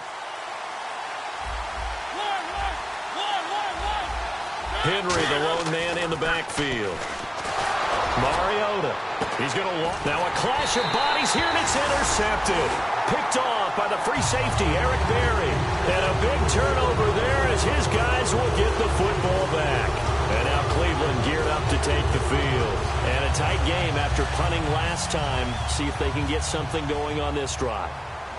As they head to the field now, with the game this close, you've got to feel there's a sense of urgency for them going on offense right now. But they have to do it without letting panic creep in and affect their play. He's got his man on the crossing route. And able to get this one out just shy of the 25 at the 24. That's a good-looking play to me.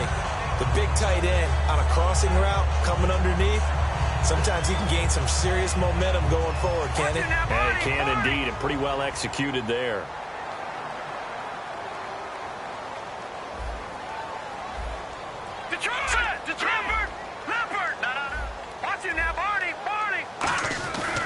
A first down carry here for Johnson. And he stopped immediately there. It's a loss of a yard there, and now 2nd down. The evaluation process in today's NFL does not take into account as much bulk as it does speed. And that's what we're seeing with the linebacker position. Those guys that can run, they can play at any spot because they can make plays on the opposite side of the line of scrimmage. 1 receiver left, 2 to the right. Leopard! Detroit! Detroit! Leopard! Leopard! Now they'll throw here out of the gun. He's going to fire one deep, middle of the field.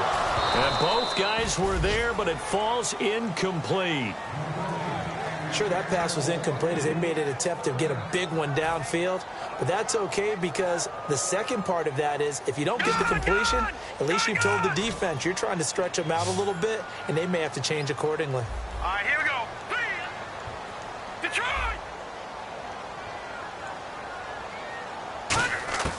On 3rd down, he'll drop to throw.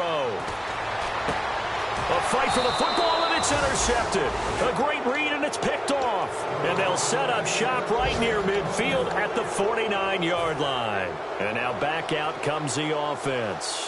And the interception last time on the opponent's side of the field, certainly not what they wanted. Put it mildly, that is so frustrating because that signifies there's a drive going on. You're in a good spot.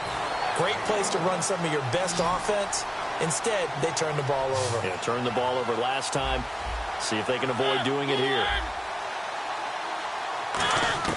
Now a 2nd down throw for Mariota. And incomplete there. A nice hit. Jars the ball free and brings up 3rd down. Slants are so tough to cover because everything happens so fast. But sometimes it happens too fast for the guy catching the ball because all of his movements have to be quick off the line of scrimmage, and then all of a sudden the ball's right on top of you. And maybe he got a little bit ahead of himself there. Yeah, a lot of times coming in with good pace, and he dropped it. On third down, Mariota. Flush to his right. He can run for it, and he will. It's a 9-yard gain, and it keeps the drive moving. Now, that definitely hurts because the mindset is getting a 3-and-out there, and they don't get it done. They give up the scramble and a pickup for a first down.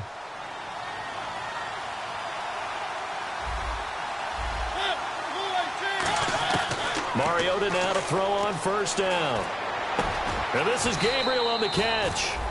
It's a pickup of 19, and it'll give him the first down. 2 minutes remain here in the first half. More from Cleveland after this.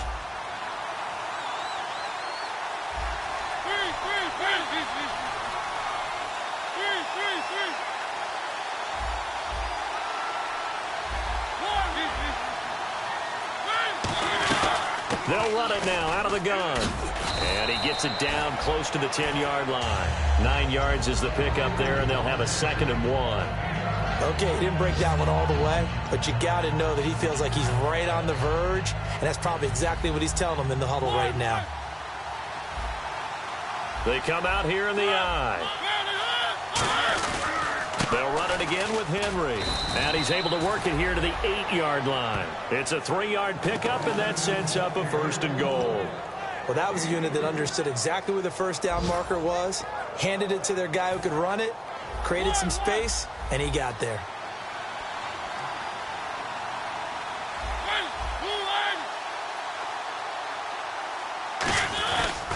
They'll try and run for it with Henry.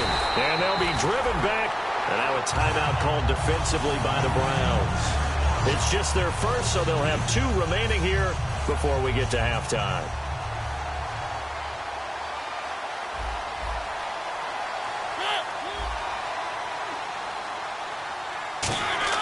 They'll try to throw now. Mariota.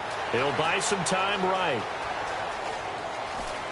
But I think the ball's out. And will they call it a touchback? No, it's out at the 1-yard line. They were inches there from blowing a golden scoring opportunity. And I have to admit, partner, that I've often thought that I don't like this rule, where the offensive player fumbles the ball, it goes out of bounds, and they get to keep it.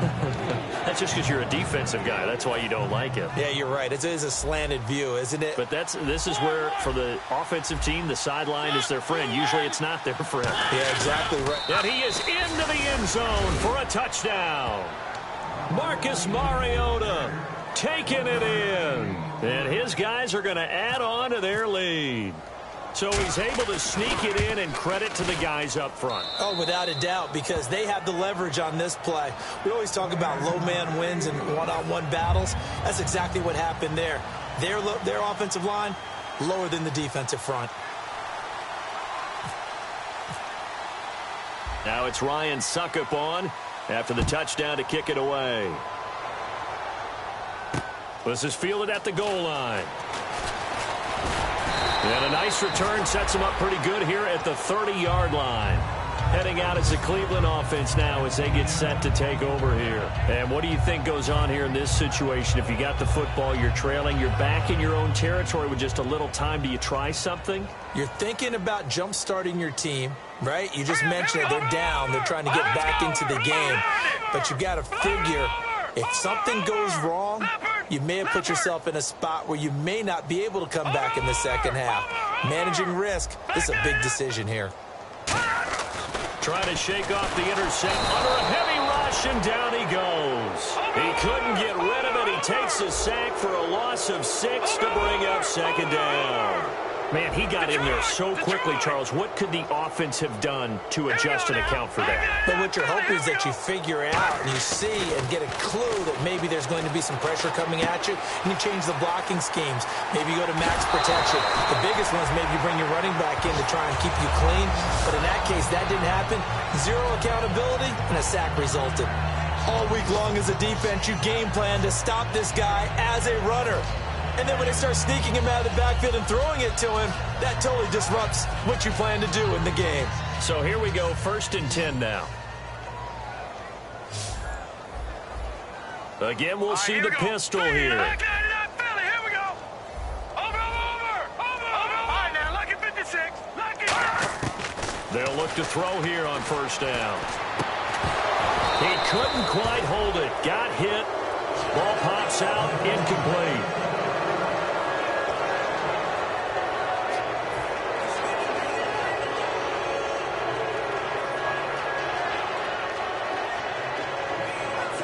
$10 yards still left on 2nd down. Here we go now. Over.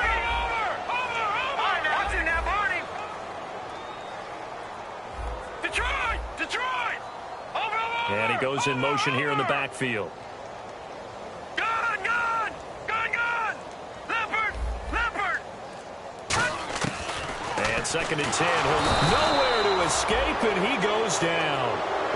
Now, whistles come in. We're going to get a timeout here by the offense.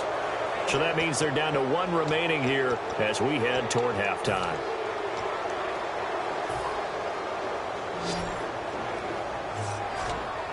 And some secondary help here for the defense in the nickel on 3rd and long.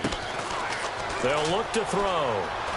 Nowhere to go here. He lost the football. And they're going to set up shop at the 27-yard line. Now this offense ready to head back out there. And where the ball is now, you got the field goal pretty much in the bag. Now do you try for the end zone a couple of times? I don't think there's any question about it. You might get a gift of 6 points rather than the 3 that you just noted that you feel like you already have. Be aggressive. Go after it and try and get those points. Mariota now toward the sideline, and look at that catch. Dragging the toes, and that's going to be a 1st down. Well done. Let's make this one simple. What a catch, especially the finishing part of getting his feet in bounds, toe tapping, and, of course, foot dragging. Little tapestry, if you will. Oh, I like it. To throw Mariota, and he will take this one in for a touchdown. Jace Amaro in the final seconds of the 1st half. And his guys find a way to stretch that lead. Boy, it's nice to have that big, reliable target you can go to.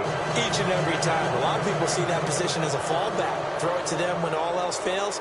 Not at all. This guy can make plays, and that's exactly what he just did. Yeah, play here for a touchdown. Now it's Ryan Suckup on after the touchdown to kick it away. This is fielded at the goal line. And he's up past the 20 to the 22-yard line. And now Cleveland geared up to take the field. And from this spot in the field with the clock where it's at, you think we're just going to see a knee and that's it? And I think in this situation, that's the proper play. But we do know there's some risk takers out there that may want to take one more shot before the clock runs out. They'll come out throwing here on 1st down. Over the middle, the catch by Coleman. Now hold everything here. We're going to get a timeout by the offense. And with halftime on the horizon, they'll be out of timeouts from here forward.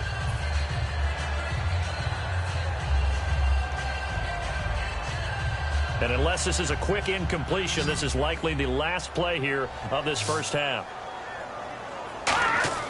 They'll throw now on the final play.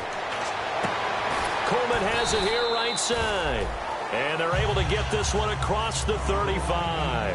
So we've reached halftime here on opening weekend as we send you down to our EA Sports Studios in Orlando, where we find our man Larry Ridley with our halftime report.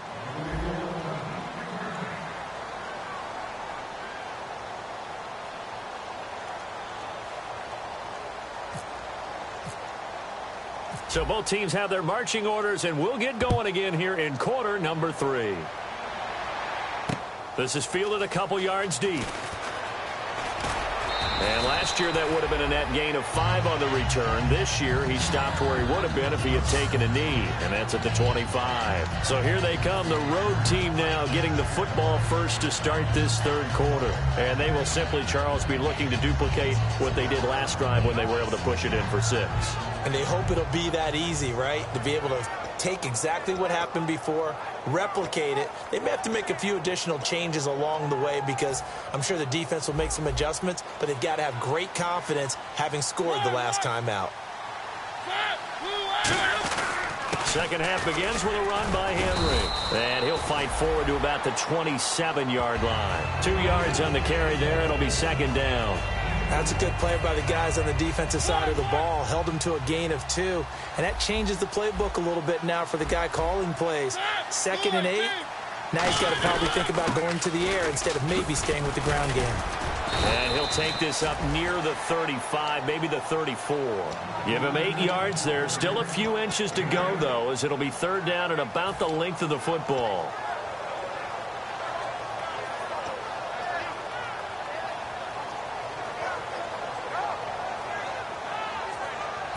And the defense searches for one more stop here after the run on second down.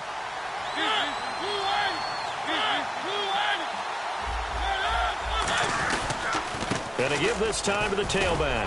And he will have a first down as they get him to the ground at the 37. They only get 2 there, but on 3rd and 1, that's all they needed to keep the drive going.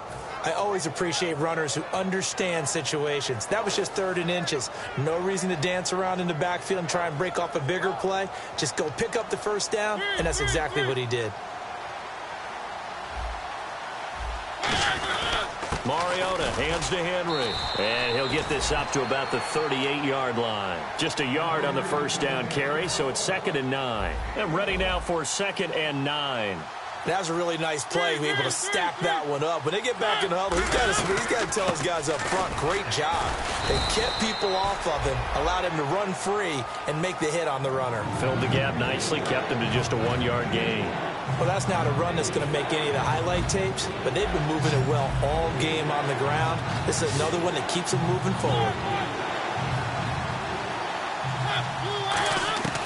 On 3rd down, Mariota. Complete to Amaro on the right side. Good defense holds him to only a yard, and it'll be 4th down. Here's Brett Kern now. And the way this offense has moved the ball, he hasn't been needed till here in the 3rd.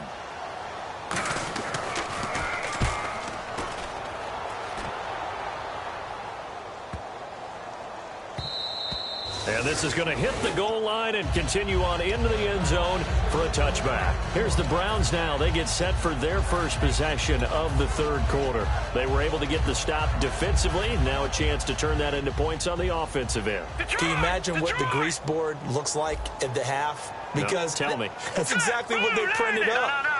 Stop them on defense, get the ball back for our offense, and go downfield and score some points. Now, the last part remains to be seen, but they got the first part done very well. Do people use grease boards, or you mean the magic marker boards? Yeah, those two. See if they stay on the ground for 2nd down. Now, that's a run that warms a play caller's heart because you're actually set up to do whatever you want on offense. You can come right back and run essentially the same play because you have momentum, or you can fake that running play and throw something deep over the top, or you now feel like you have an extra down to play with because if you go ahead and just throw it and you don't get it, come back and try and pick it up on 3rd down. A big play there on the catch and run. 66 yards.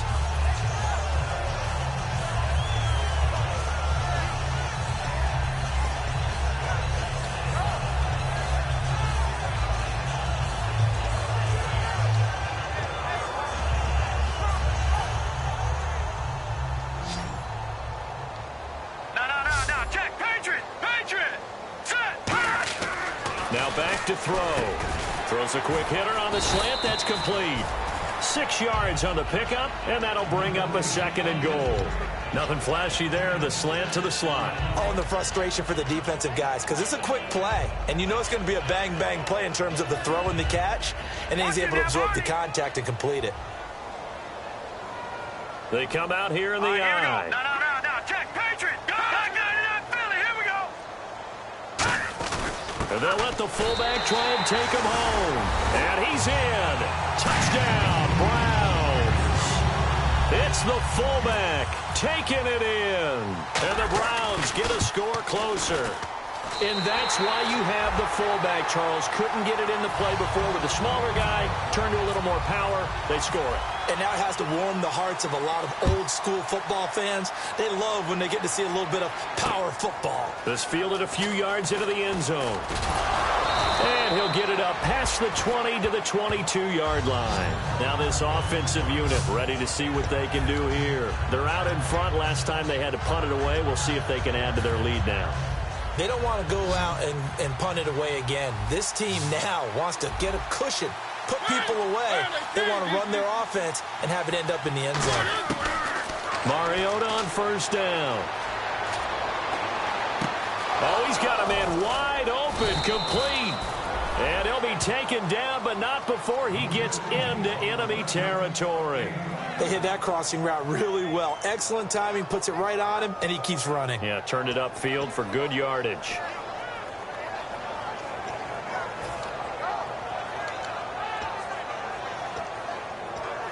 First down and 10 now for the offensive group.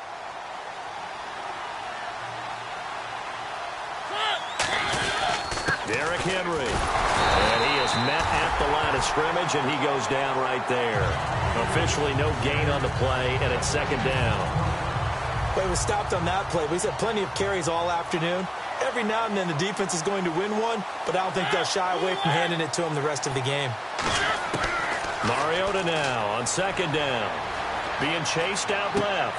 Looking left side, and it's complete. And he'll be taken down, but not before getting this inside the 30. That's the type of play there that puts a defense into stress. Marcus Mariota on the run. You don't know whether he's going to take it downfield or throw the footballs we just saw there. And, boy, was he accurate with that one. And, you know, the Oregon coaches offered him a scholarship without ever seeing him start a game because they saw him in camp. They saw plays like that, offered him. He didn't start very much in high school, but he started a lot once he got to Oregon. And that's exactly what you want on a first down run. Pick up 5 yards, bring up 2nd and 5. The defensive line, though, they've got to figure out a way to out-leverage the guys up front because the offensive line is winning at the point of attack.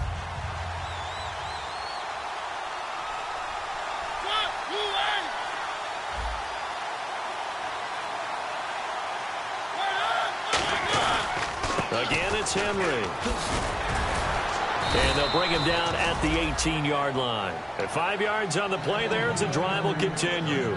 That's a good, nice, crisp run for a first down. I wonder if the defense might have been loosened up a little bit, maybe anticipating a pass instead of the run that they got. Offense comes to the line now, 1st and 10.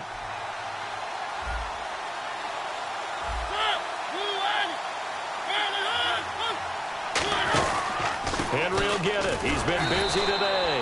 No gain on the play there. 2nd down. 4-6 defense. They were daring him to run the football. They ran it. A little football 101. Take us through what the 4-6 defense is, Charles. So what you're trying to do with your big defensive front is cover the interior offensive linemen, the center and the 2 guards, and make it difficult if you even want to think about running the ball inside. If you can control them, that allows the linebackers and the safeties to run free and get to the ball carriers. And that play worked really well. No gain. His throw caught right around the 6. It's a nice pickup of 12 yards, and it gives him a 1st and goal.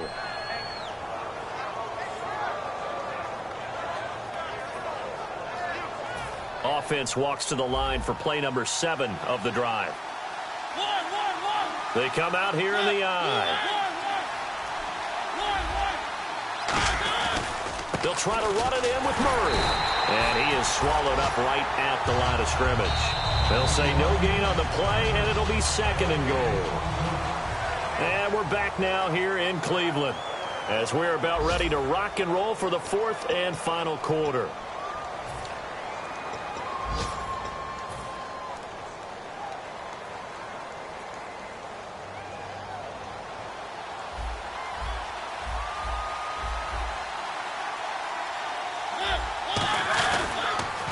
Now they'll run it on the toss.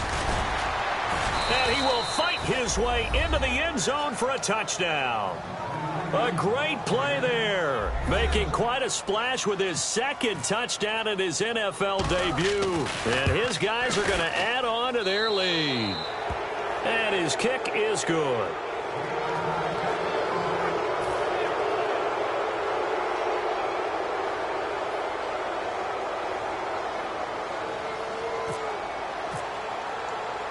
Now it's Ryan Suckup on after the touchdown to kick it away. This is fielded at the goal line. And he'll take this up past the 20 and down at the 22-yard line. And now Cleveland geared up to take the field. And they're going to need another score. Got one last time, but still down here. When you're playing catch-up, every possession becomes crucial, doesn't it? It's vital. Get back out on the field, punch it in the end zone again. They know it's not easy, but what they do have going for them, they did score the last time. They think they've got a good formula working. And what about the defense? Well, now you're just saying to yourself, okay, give up a score last time. What adjustments do we need to make to slow them down now and get the ball back for our own offense? Is it more pressure? Is it more zone? What do they have to do? They're trying to figure that out themselves. We'll see if they can figure that out right here. Second down now after the incompletion. Hurry up, here we go. Blue, landing. Blue.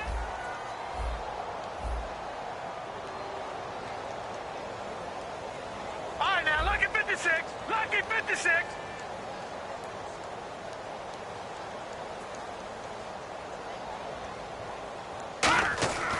They'll set up to throw. Wide open receiver complete. And he's brought down after a good gain. A good pickup there of 20 yards. And now a first down following that long gain.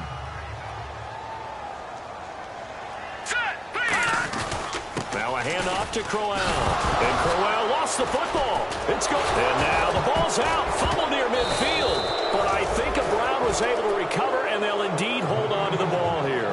And that one coming on his opening carry of the season. Do you give him a mulligan? You would like to, but this game counts. If this were preseason, he'd get a mulligan.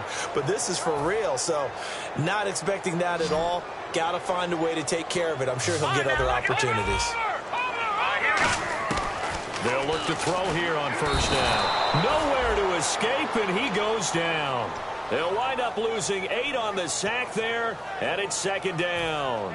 Now, we talk about players blitzing all the time. I often laugh and sometimes call it just straight-ahead pursuit.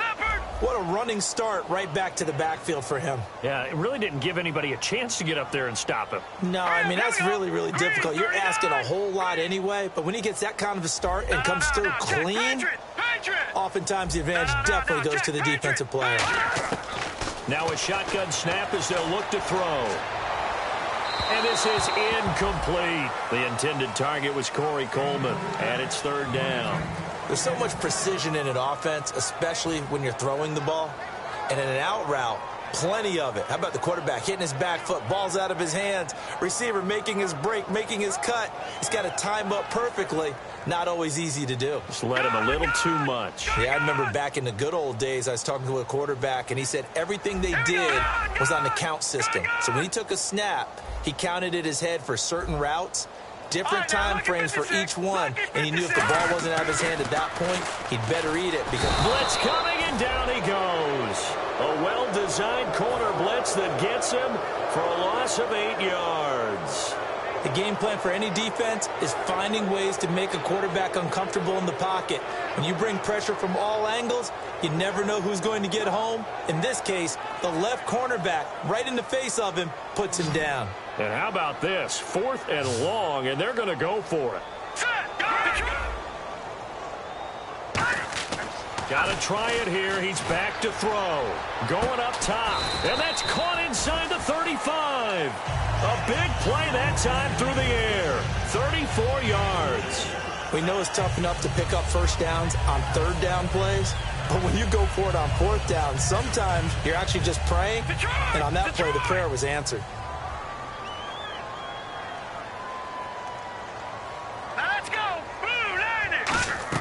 They'll run it now out of the gun. And inside the 20 before he's brought down. Give him 13 on the pickup there. And the Browns are going to have a first down. Soccer.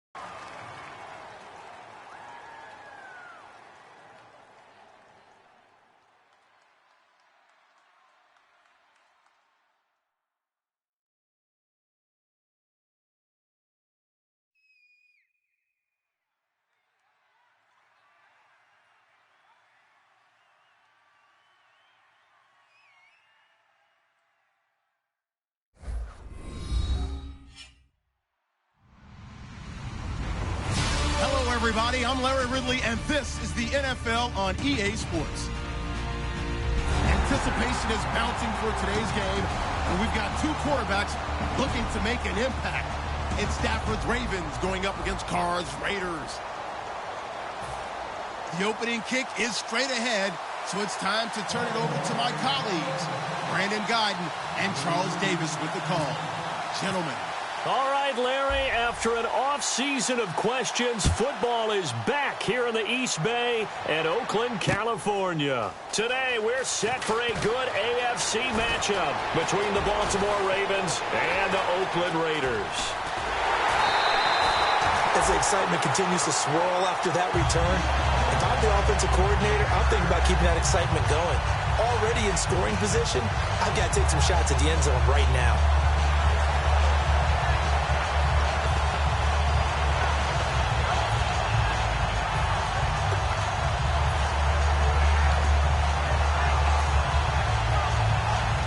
And they'll start this drive with very good field position.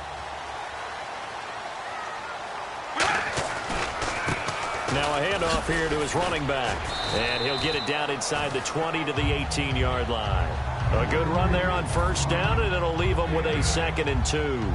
And after the play on the ground, that brings up 2nd down here. Looks like the defense in press coverage here. We ready? Red 18.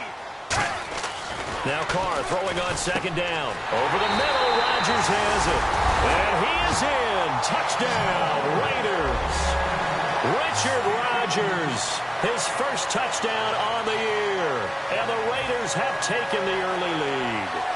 Here's Connor Barth for the point after. And that makes it 7-zip Oakland.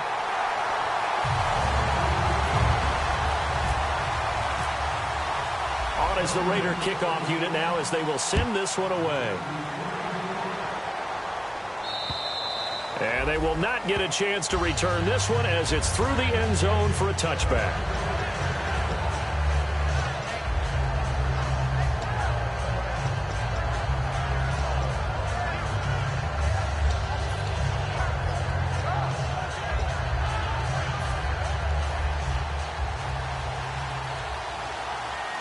They'll come out in the pistol. Now the Georgia Southern man. This is Jerick McKinnon. And he'll work his way across the 30 to the 32. It's a 7-yard carry to set them up with a 2nd and 3. And that's the kind of run that gets everyone excited on offense. And, you know, oftentimes the guys who carry the ball are the ones in the huddle doing the chirping. Right now, I think it's the offensive line telling them, run it again. We are right there about to break a big one. Here again is McKinnon. And the cutback to the sideline. And he's taken down, but not before he gets this into enemy territory across the 40. Okay, let's do our version of name dropping here. Let's show off a little knowledge, right? The A-gap. The gap between the center and the guard on either side, right? Both sides. Control that, you're going to control an inside running game. And he had to feel satisfied because he hit that gap, broke the contact. He loves that. That's the best part, right? That's when he's going to ask the coach to run back on film Let me review. see that one more time. Show that again, coach. Look how my legs kept turning. I just kept moving, and he did to the tune of a big game.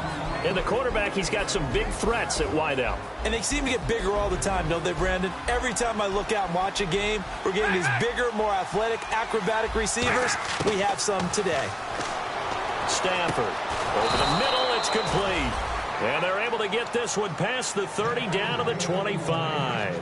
So an excellent throw and an excellent catch there. Zone coverage, which means you just have to find the open areas in between defenders. That's exactly what happened on that play. Fresh set of downs here.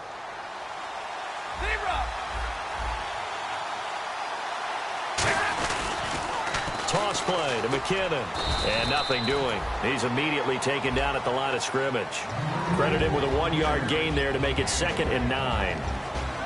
Quickly now, the starting 11 for the Oakland defense.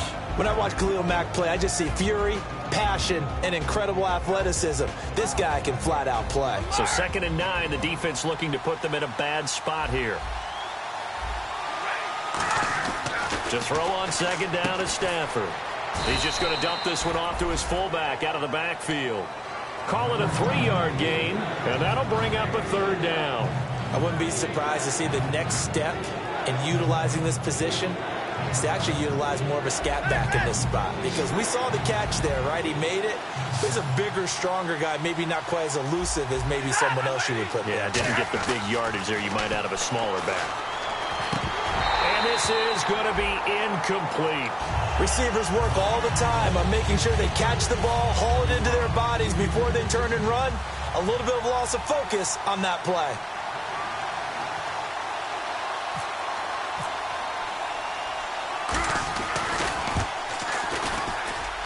And this is going to be no good. He misses it off to the left, and this score will stay right where it is. Boy, you sure don't see that too often. I guess you can't really call anything a gimme, but you figure with his track record, that's a sure thing. But it turns out it's not the case. And now Oakland ready to take the field. And that recipe on their last drive that resulted in a touchdown looks pretty good, so they'll be hoping to do that once more. And it takes me back to when we sat with the offensive coordinator and the head coach. They felt pretty good about their game plan and thought there were some holes in the defense, and they exploited them the last time out. Let's see if they can come back and put together a similar drive. And we'll see if they can do just that. They come out with 1 back and 3 tight ends. Now they'll run it on the toss. And taking it across midfield and inside the 45. And a nice carry there of 15 yards. We just saw what a lot of teams call a heavy set. 3 tight ends in the game. That signifies they want to run the football. Yeah, occasionally they'll play action and throw it, but most of the time, those guys on the field means strength, power, run the ball behind them. And now what a lot of teams are doing is they're taking an extra offensive tackle and putting him in a tight end number to give them even more blocking power, and we just saw it on that play. And when this offense is clicking on all cylinders, the running back is in sync as well. The focal point. Runs, catches, blocks, sets a tone for the offense. They'll come out in the pistol.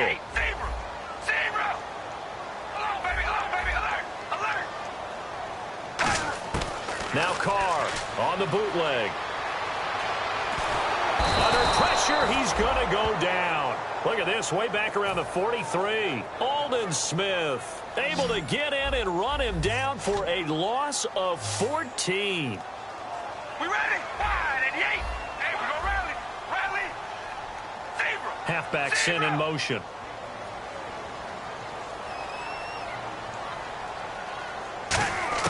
On 3rd and long, it's Carr. Letting one fly deep for Cooper. And he fires one that's intercepted. Picked off by the former Patriot, Darrelle Revis. And a big turnover there as his guys will get the football back. And now here come the Ravens. And they had compiled a pretty long drive last time. Unfortunately, though, it ended with no points after the missed field goal. And that can hurt the psyche of a team, because as they drove downfield, you know you're never supposed to count points in your mind until they go up on the board. Well, let's face it, we've been there. We've seen teams before. They were counting on those points. They didn't get them. Can they come back now, start over again, and grind it out? With that kind of run on first down, that's a winning type of a run. That just sets things up for them moving forward as they begin the drive. Here we go. At 80. The lone receiver right is Cooper. Here's Stafford now on second down. The catch made by Pharaoh Cooper. A nice pickup there, 10 yards, and it'll move the sticks. To win any route, you've got to break down the defender, and that's exactly what happened here on this really nicely executed curl route. So the offense has it 1st and 10. And the D-line pinching together must be expecting the run. They run it with McKinnon. Call it a gain of 4 on 1st, and that'll make it 2nd down. Well, if you're a football guy, that's a pretty run because everyone is in sync right there. Obviously, the guy carrying the ball, but how about the people up front? Leverage, athleticism, they created some nice space for him. Oh, a hit. He lost the football. Stafford puts it on the ground, and the Raiders pick it up. And they'll be inside the red zone with the ball at the 16-yard line. Now the Oakland offense heading back onto the field to take over. And just 1 tick to go, so this will obviously be the final play of this first quarter. All right, here we go. Red 18, 0.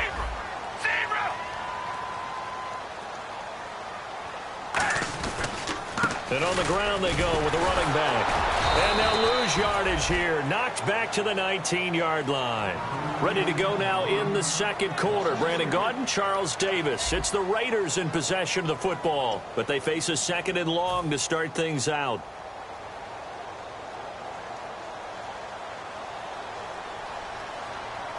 Hey, we're going to rally. Rally. All right, here we go. Now they'll run it on the toss. And they go the wrong way here. Knocked back to the 20. And they'll lose a yard that time, and that's going to lead to a 3rd down. 2 plays in a row, the defense won, stacking up the running game. They've got to feel good about themselves, but something has to be in the back of their minds. Are we being set up for something big? They've got to be careful. Oh, baby, alert. We're going to rally. Rally. Oh, baby, alert. Alert. From the gun now on 3rd down, Carr. And this is caught. It's Cooper. And he won't have the touchdown, but he will have the 1st down as he's tackled at the 2. And fits the exact right word. Over the middle, there's almost always traffic, so anytime you're a receiver in that area, you're not just focused on catching the football. You're wondering where the collision's going to come from, right? Because there's almost always someone there able to concentrate, catch it, and even added a little extra at the end with a short run. And he'll get blown up behind the line of scrimmage, back at the 6. That's going to go as a loss of 4, and it'll be 2nd down. Now Carr throwing on 2nd down. And that one got tipped, kind of threw everything off. It brings up 3rd.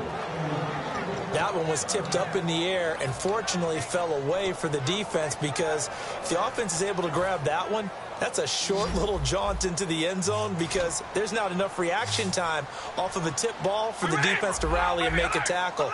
They were very fortunate on that play. Carr. Oh, it's a touchdown if he holds on. Instead, it's 4th down.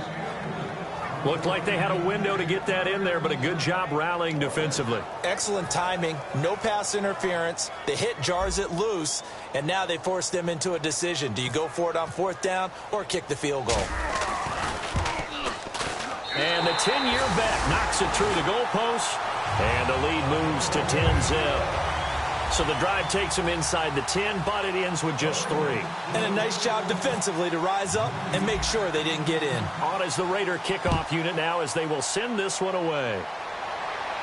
And a fair catch signaled for and taken successfully. And now Baltimore gets set to take the field. And the turnover last time, that's sort of been symptomatic of their struggles here in this one.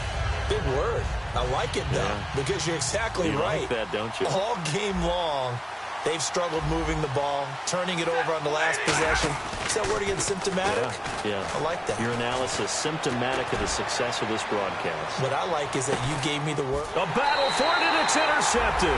A great read, and it's picked off. And a big turnover there as his guys will get the football back.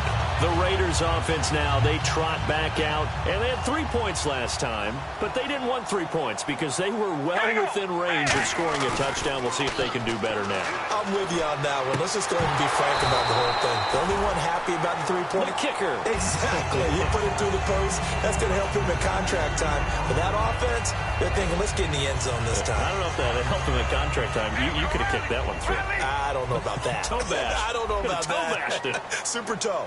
One receiver to the left is Cooper.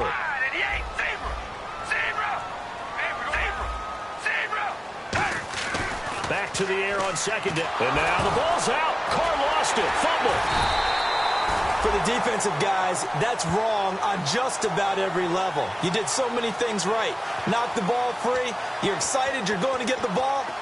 And then the offense gets it back.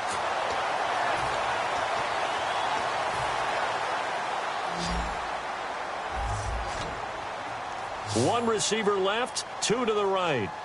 We ready? Carr now to throw.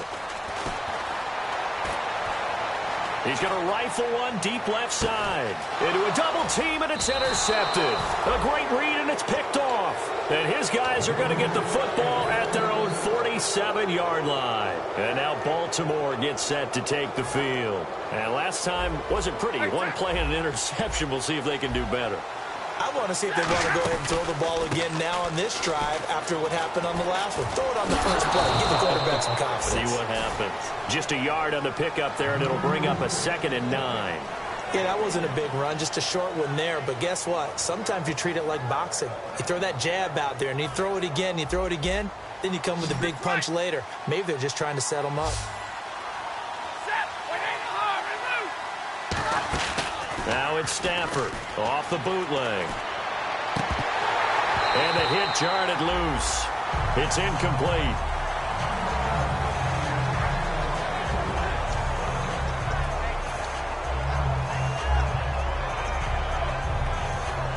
So a 2nd down incompletion now brings up 3rd down.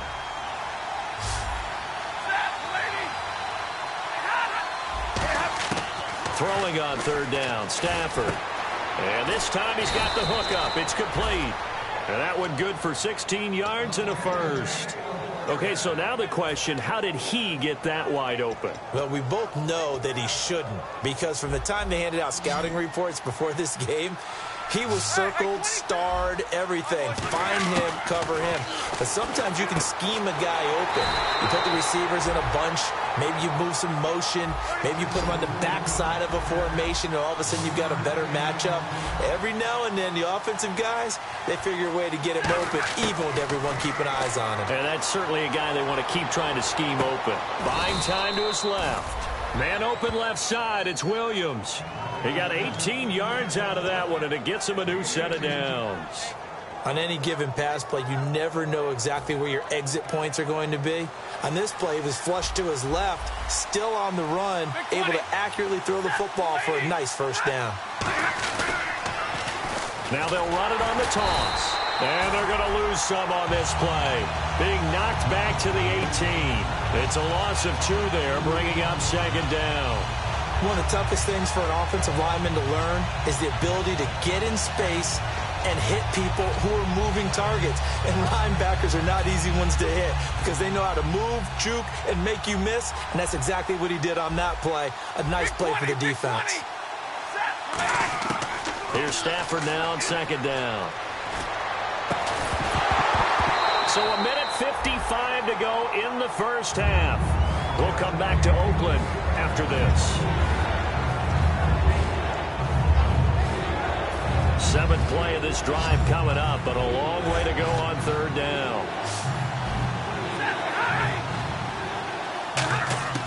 From the gun on 3rd down, Stafford. And incomplete. The contact made the ball roam free and brings up 4th down. Here's Justin Tucker now for the Raven field goal try. From the right hash, it's a 35-yard attempt. Just looking at it from a defensive perspective, when you break the huddle in the red zone, tight end is one of the guys you've got to key on because quarterbacks want the ball in their hands fast in this position, and they want to get it to someone. And in this case, he had the play. They just didn't complete it. So this offensive unit, they've now had 3 drives, and they only have 3 points to show for it. Payoff is the key for everything. How many offenses we talk to that say we have to finish drives? Thus far, this team hasn't finished it quite the way they wanted to. And now Oakland ready to take the field. And following the interception, just any interception, are you a little bit more cautious when you start that next drive, or no, you just throw that out the window? I think you are. I don't think that there's any way you can run back out there and go, totally didn't affect me. Let's just go ahead and be loose with the football again. You're going to take care of it, but you have to be careful about being too cautious because now you can't run any offense at all. Still want to attack. We'll see how they attack them here. Well, so far, this game has gone the way the defensive coordinator had hoped. They've dictated things. They've not let them run the ball very well at all. They gave up a nice game there. I doubt it'll back off their confidence. They've played so well throughout this entire game. Throw left side to the tight end, Walford. And he'll go out of bounds, it looks like, right at the 40. Well, we saw the practice film this week. They wanted to focus on these intermediate passing plays, and it paid off there. And they took that focus not just to the practice field, but in the film room to show the guys exactly what they wanted, what types of looks they should expect to get, and how they would beat those coverages each and every time, and it paid off on that play. To throw, and no escaping this time as he'll go down. They got him for a sack. The sack recorded. It's a loss of 5, and now it's 2nd down. So the defense has put them in a tough spot. It's 2nd and long. All right, here we go. Shotgun now for Carr. And incomplete there. A nice hit. Jars the ball free and brings up 3rd down. So incomplete on 2nd down. Now they'll look to convert here on 3rd. Come on, baby. Alert. Alert. We ready? Wide and yay. Come on, baby. Alert. Alert.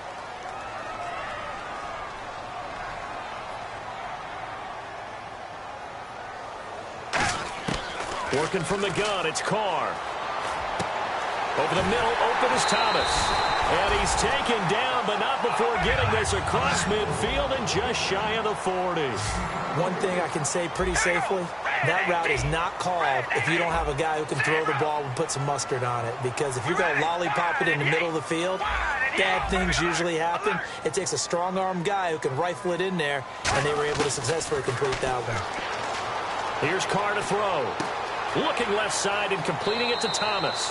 And he is out of bounds inside the 30. They give him 15 more, and it's another 1st down. And he went in route there from the slot for the completion. Love how he runs his routes because it's all setting up your defender. Give him a little something one way, take it the other way. Head and shoulder fake. Sometimes you make one step to the outside, then break it inside. Really well-run route. All right, here we go. Ready. Here we go, rally. Rally. Carr now on 1st down. And he'll go right back to Thomas, complete again. And he'll take it into the end zone for a Raider touchdown.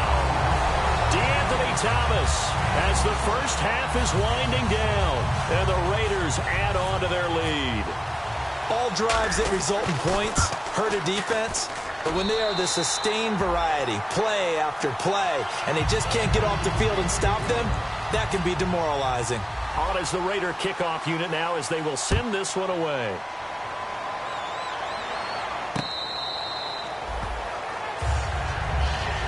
The Ravens offense now, they get set to head back on the field. And with time quickly fading here in the 2nd quarter, not sure how aggressively, offensively they want to play this. I think we'll find out just how much they trust their guys in this situation if they decide to take a shot.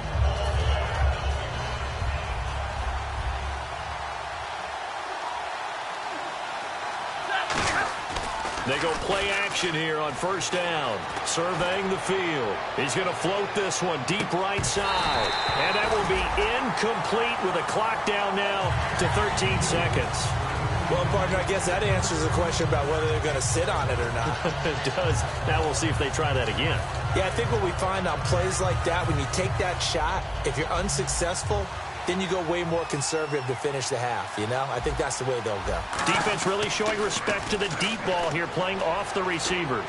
He's got time in the pocket. He's going to take another shot here. And that is incomplete, stopping the clock with 5 seconds to go. And you just know when that play call came in, their eyes lit up, because anytime you get a chance to take a big shot downfield, that's a lot of fun, and they missed an opportunity. McKinnon. And not a whole lot doing there, as he'll get it up to about the 28-yard line. So we have come to halftime in what's already a 2-touchdown game, as we will send you eastward to Orlando and Larry Ridley. He's standing by with our EA Sports halftime report. Take it away, Larry. And that'll carry over the back line of the end zone for a touchback. Out come the Ravens now. They'll go on offense first here in this third quarter. They have the ball here for the inaugural drive of the second half. Pretty big deficit, though. We'll see what adjustments were made in that locker room. And I never want to make something more important than it actually is. Right? I don't want to create more hype than what is there. But this is I'm doing it, though. This is a really important drive. And we often talk about teams scripting plays to start a game. A lot of them script to start the second half, too. And they're scripting something that they expect to get them into the end zone and back into this game. We'll see if that script is a good one for them. Again, we'll see the pistol here. On second down. Oh, a hit. He lost the football. Stafford puts it on the ground. But it looked like a Raven was able to get in there, and they will indeed keep the possession. And the O-line will have to do a better job protecting here on third down after that sack. Another pistol look here. Third and long. It's Stafford. And that is incomplete. Jimmy Graham, the intended receiver. And it's fourth down. Here's Sam Cook now as the drive goes backwards, so he's on to punt it away. It's always a good play when you're able to bat a ball away or down, because if you actually tip it in the air, now the offense is getting a second shot at catching the football, or another receiver may come along and grab it out of the air and turn it into a big play. So if you make the play on the ball, make sure it's knocked away or down. Otherwise, there could be some jeopardy. So here comes the Raiders offense getting ready for their first possession of the second half. They have the lead here. Well, we talk a lot about pregame speeches. What are halftime speeches like? For the most part, not nearly as emotional. They're a lot more clinical. Every now and then, though, they'll get after you if they think they need to light a fire. But in this case, let's go into the virtual locker room, because here's what I think happened. They got in there and they said, listen, let's take control right away. Defense, we got the lead. Defense, don't give up any points. Turn the ball back over to the offense and let them go down and score and give us more of a cushion in the game. Check so far. Defense shut them down. Let's see if the offense gets done. Only a gain of a yard, but that's all they needed, as that's going to move the chains. 2nd and 1 is often an invitation to take the big shot downfield. I bet the offensive lineman said, are you kidding? We just get on our backs and let's go get the first down. They love being physical. To throw, it's Carr. Complete left side, the tight end Rodgers.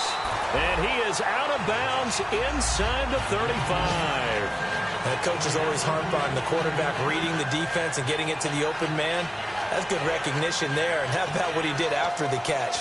Yeah, hit your tight end, let him get some rack. Yeah, when he gets moving, not many guys want to come over and put a hit on him, do they?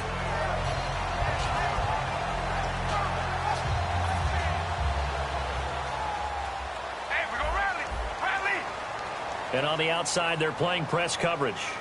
Here we go. And they'll go on the ground. And room there to work it inside the 25. Just what you want on a first down run. Call it 8 yards. And it's 2nd and 2. In every game, teams are looking for that momentum shift, and that run there, the offense feels like, hey, maybe we can get something going, but defensively, they've slowed them down the entire game. They don't want to turn into more. They're going to try and figure out a way to take it back on this next play. All right, here we go. On 2nd down, here's Carr. And he's got Cooper on the out route. That's complete. And he gets it inside the 10 to the 9. It's a really nice 15-yard pickup, and now it's 1st and goal.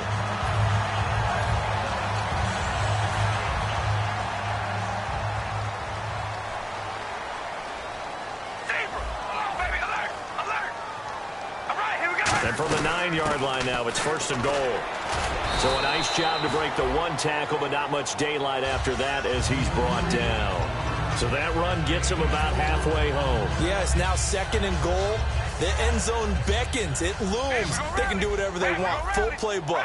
Run it again, or they can go play action and try and put it in that way. They come out here in the eye.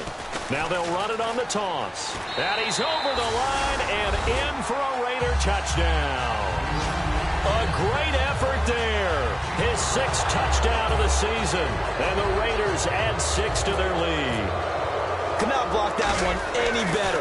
Everyone was accounted for, and a great surge by the offensive line. The kickoff unit is out on the field, and they will send this one away. And this will be a touchback as that sails over the end line. And the Ravens taking the field. And on the last go-around, they really couldn't get anything going. They had to punt from deep inside their own territory, which means you're going to lose the field position battle as a general rule. What they're looking for now is a little more consistency, move the ball at least a few times on offense, get a couple of first downs, and hopefully flip the field. Yeah, just something to build off of. That's what they're looking for here. 7 yards, the pickup on the pitch and catch. Partner, nothing complicated here. This is just a pretty simple drag route. You're exactly right, Brandon. Instead of throwing it downfield, they just throw it underneath and let the receiver do the work. Back to throw, Stafford. Looking left side, it's complete. He's got it. They give him 14 yards that time and a fresh set of downs. And now it looks like they're going to be in the hurry-up. On 1st down, Stafford here. Going to throw right side here, complete. And he'll take it down shy of the 45 at the 46. A good pickup there. 8 yards on the 1st down completion. And this time they go underneath for a simple pitch and catch. And not only do you get the pitch and catch, Brandon, but you're able to keep the receiver moving when you hit him with the drag route. Completed pass play. Now let's see if they go back to the air or to the ground. Now McKinnon. And he'll go down shy of the 40 at the 41. They get 6 on the pickup there as the drive will continue. It's nice every now and then in this game not to see people overthink it. Just hand it to the old reliable guy. And he can't find a receiver, and he's brought down. Khalil Mack in there to get him for sack number 9 now on the year. Well, they go play fake. The problem is nobody was faked out. And when no one's faked out, what's the end result? Sack. Quarterback gets hit. From the 50 at Stafford. And this is going to be incomplete. He was trying to get it to Jerick McKinnon there. And that'll make it 3rd down. And here comes play number 6 on this drive. The defensive line disperses a little bit here, maybe expecting a pass. From the gun on 3rd down, Stafford. And this is going to be incomplete. Sometimes it looks pretty simple, batting the ball away. But oftentimes there's some pretty good teaching and practice that goes into it. Being able to get to the receiver, not interfere, and get his hands through the football and knock it away. Still just the 3rd quarter, but they've got to make something happen. I think they know that. They're going for it on 4th. Here we go on 4th. Stafford. Dancing to his left. Now he'll go deep down the middle. This is caught inside the 15. A big connection on that one. 39 yards. And they pick up the 1st down on a 4th down play. I don't know if the defense relaxed because they thought maybe they'd stopped them on 3rd down or if they just didn't protect the sticks very well. But, boy, that's a big-time pickup right there. To throw is Stafford. Now he'll dump it underneath to his running back, complete. It's an 8-yard pickup, and that'll make it 2nd down. Looking to jam the receivers at the line here. Press coverage look defensively. On the toss, it's McKinnon. And he is going to lose yardage here. It'll be a loss of a yard, and they're going to have a 3rd down. Well, as the play call comes in on 3rd down, you have to think about 4-down territory here. Down a few touchdowns, they need points, and they need big points.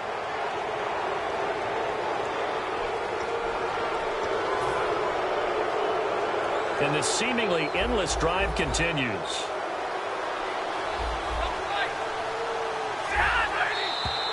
Now flags come in. I think one of the Ravens got going a little early.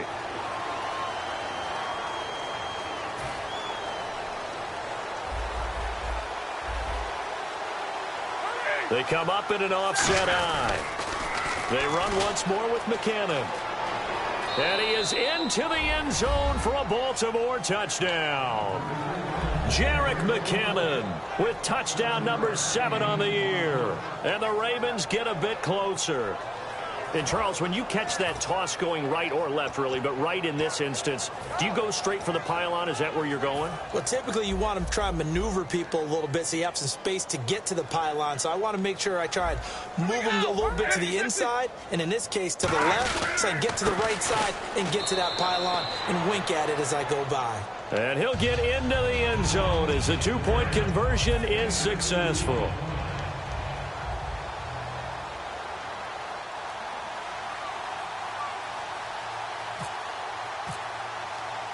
Tucker now to kick it away following the touchdown.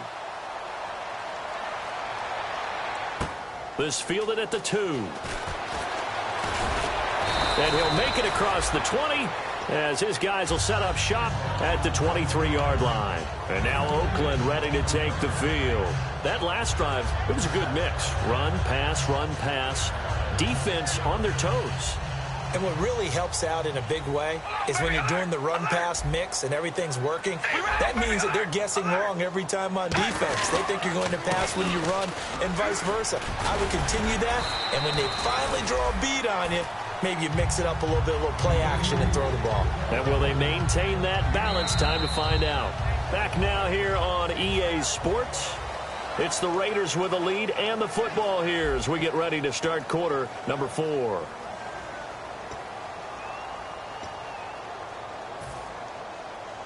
Second down following the run. Zebra! All right, here we go. Red 18. Zebra! Zebra! And he'll give it here to his running back. And he'll get this up only to about the 33. He can muster only a yard there, and they'll be left with a 3rd and very short.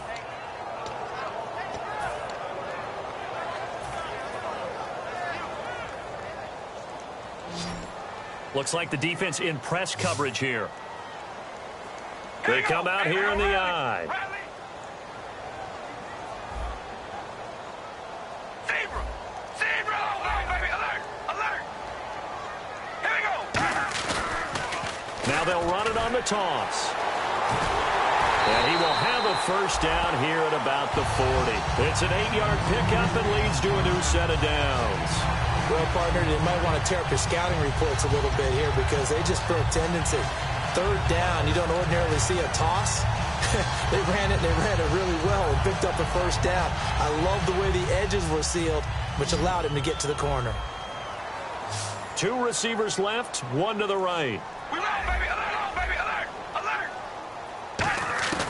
Now this time, Carl throw. And it pops free. The collision there jarred the ball loose and brings up 2nd down.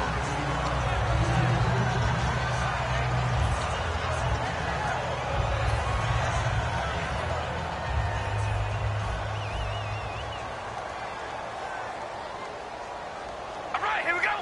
Wow, baby, alert! Now Carr on the bootleg.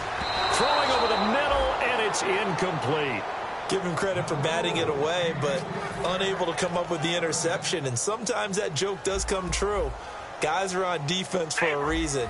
Maybe their hands aren't quite as skillful as the guys on offense, but a lot of credit on that play for just knocking it away.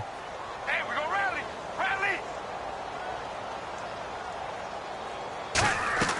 Throwing his Carr on 3rd down. And he couldn't hang on to it through the contact. Incomplete. Here's Marquette King now as he's on to punt for the first time this afternoon.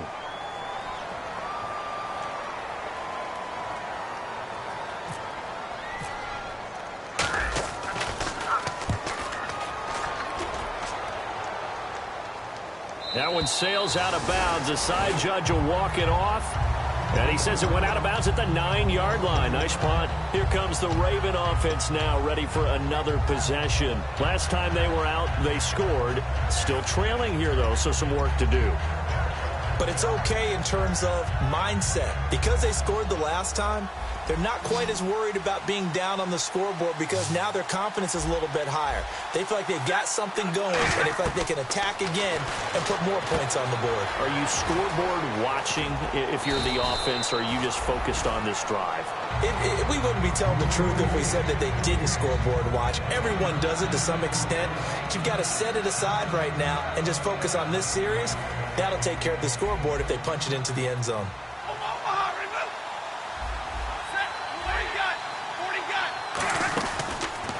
Here's McKinnon. They'll say no gain on the play, so it was looking good, but nothing there, and now it's 3rd down and inches. And how about the dime look here? 6 DBs on 3rd and inches. Daring them to run the ball. And he will have a first down at about the 21-yard line. So they pick up the first down after the run, and now they approach for the fresh set. And they're going to hurry back to the line now. Stafford now to throw. Out to the flat. That's complete to his running back. So holding by the offense, and maybe now got to shift up what you want to do on the playbook. Yeah, definitely. Change what you're doing in the playbook, but boy, the advantage shifts to the guys on defense, doesn't it? Longer yardage situations, they often become bolder. Out of the gun, Stafford. Looking middle, and that's complete. And he's able to get up here to the 26. It'll be a gain of 15 on the play. And it'll bring up a 2nd down. And the offense moving quickly to the line. To throw on 2nd down is Stafford. And this is caught. It's Jimmy Graham. And they're going to get this one all the way out across the 45. So after that big play, let's see if they can catch their defense maybe on their heels.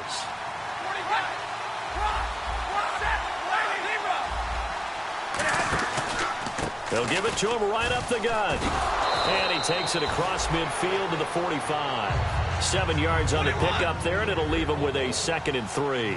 And now they're in the hurry-up. That was a good run, and it got to the 2nd level. And what I mean by that is that's where the linebackers usually play. First level being the defensive front, last level being the secondary.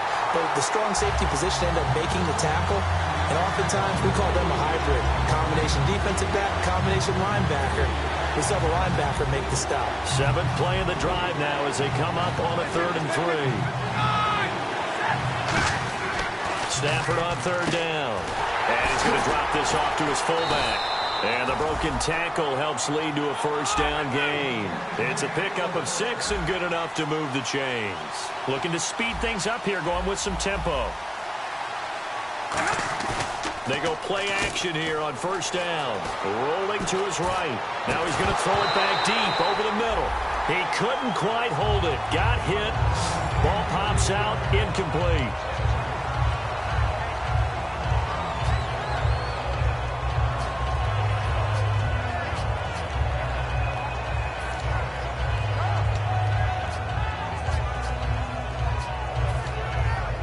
So 2nd and 10 here. One receiver to the left is Cooper. Stafford, and he comes back with one complete. A big play there on the catch and run. 38 yards. Coaches really don't care from what position they get this, but run after the catch ability, rack ability, is often the difference between winning and losing and changing field position. And the offense readies for play number 10 of this series. They come out here in the eye. They'll try and run with McKinnon. And they will stop him after a fairly minimal pickup. Only a yard on the pickup there. 2nd and goal. And quickly they get to the line. And on the outside they're playing press coverage. They'll give it to him right up the gut. And he'll get in. Touchdown, Baltimore. Jerick McKinnon with his 2nd touchdown of the game, number 8 on the season. And the Ravens have cut it to within a score. Still an important piece of business to take care of, the extra point.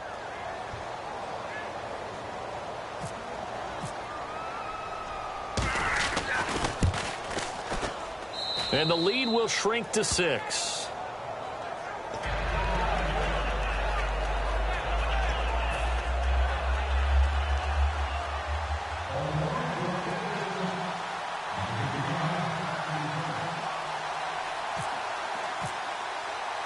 Tucker now to kick it away following the touchdown. And this will not be returnable. It's out of the back of the end zone for a touchback. And now Oakland ready to take the field. They have the lead, obviously, late in the game. I guess the good news for them is if for some reason they would make a mistake, a field goal does the opposition no good. Everyone loves to have a little bit of a cushion, and that helps you immeasurably. But the bottom line is, do all the things that you're taught in order to close out the game. Don't even let that become an issue. Yeah, but still a one. And now the Raven defense going to call a timeout. It's just their first. They've got 2 more to use here in the final stages.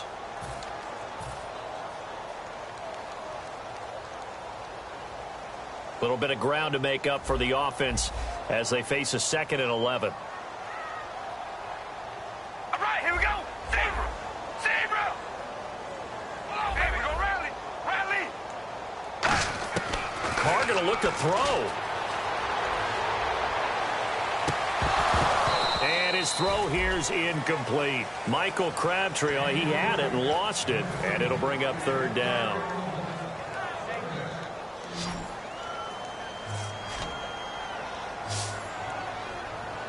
All right, here we go. Here we go, rally.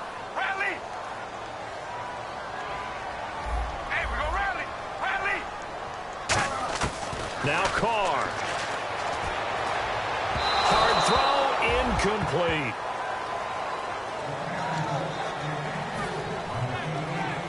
Here's Marquette King now. On for his 2nd punt. He'd take a repeat of his first.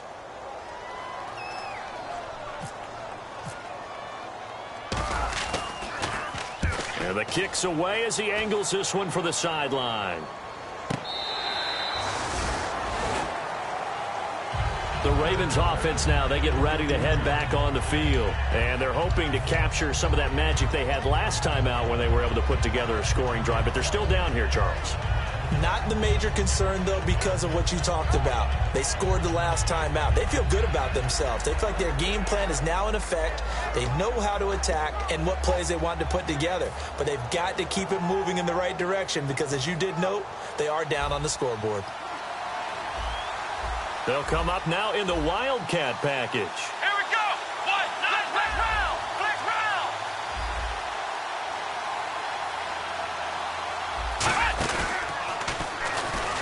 Able to get away. That's why you keep the legs churning. Call it no gain on the play, and it'll be 2nd down. Defense able to get there, swarm to the football. Zilch, 0 nada there for the offense, Charles. Yeah, it really was an example of good team defense, wasn't it? Everyone handled their responsibilities, and they held them to no gain.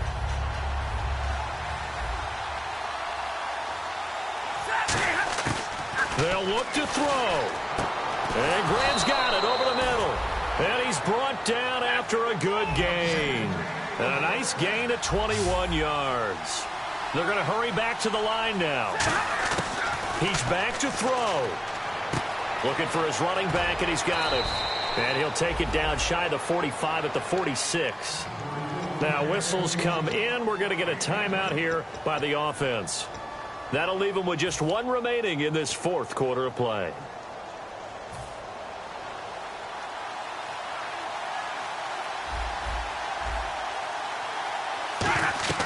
He'll look to throw. Screen play, McKinnon. And he'll be brought down, it looks like right at the 40. It'll go as a gain of 6 that time, and it moves the chains as well. And they're going to speed things up here. Back to throw. Throwing right, and that's complete. And he's going to get this inside the 30. Now hold everything here. We're going to get a timeout by the offense. It'll be their 3rd and final timeout, so as they talk things over, we'll step aside.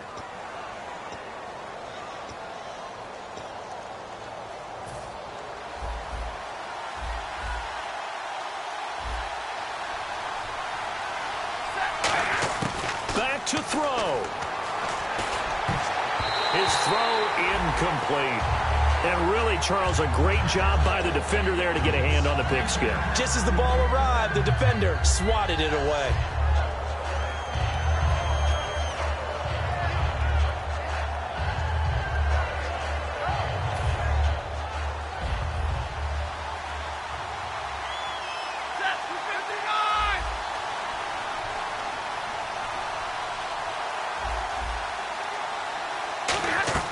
Now it's Stafford. And unable to connect on the long pass. It falls down incomplete. Here comes the 7th play now of this drive as this is 3rd and 10. Now Stafford. And he'll have his man. That's Cooper. And he picks up the first down yardage as he takes this one down to the 15. And now it looks like they're going to be in the hurry-up. Simple slant route and part of a really nice hard throw by the quarterback. Nice timing between the quarterback and the receiver. And he's in for the touchdown, and barring a miracle, the extra point can win this football game. And now we've got a tie game after that touchdown. And you and I both know what that means. Extra point in this situation, this little time left, takes on some extra emphasis, doesn't it? It does indeed. Now inside the final minute, can they get it and hold on? Tucker now for the extra point.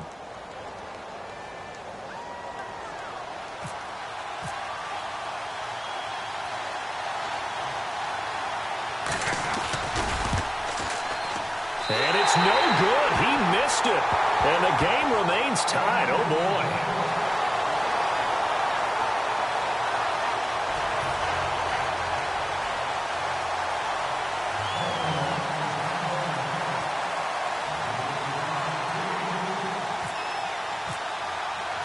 So here comes the kickoff now, all even here in this 4th quarter.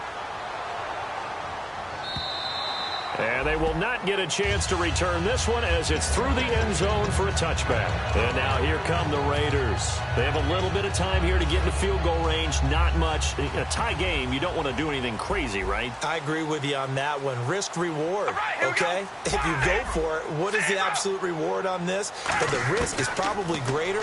Run the clock out. And he'll be hit from behind and taken down. Now whistles come in. We're going to get a timeout here by the offense. That'll leave them with just one remaining in this 4th quarter of play.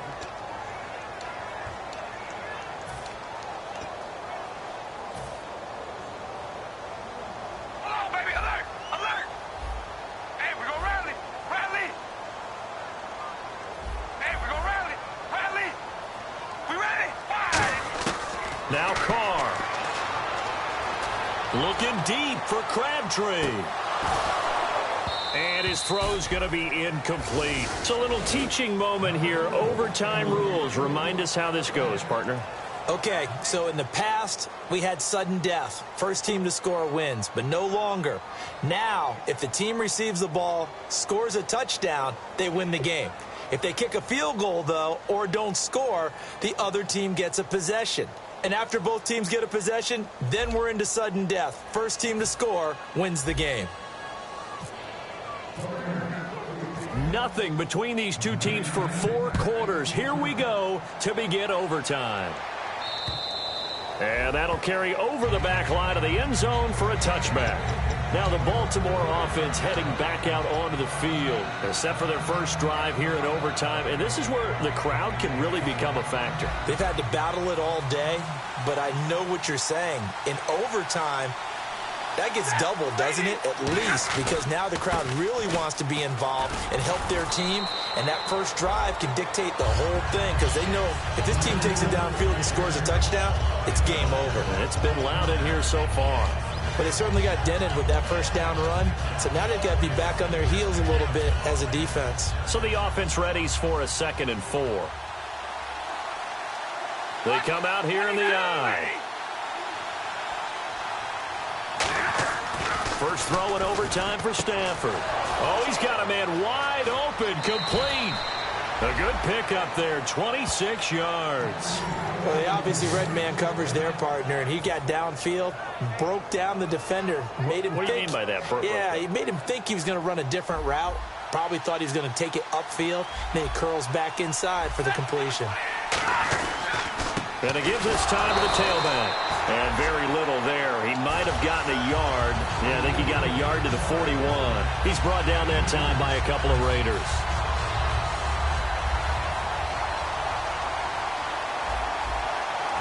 They come up in an offset eye.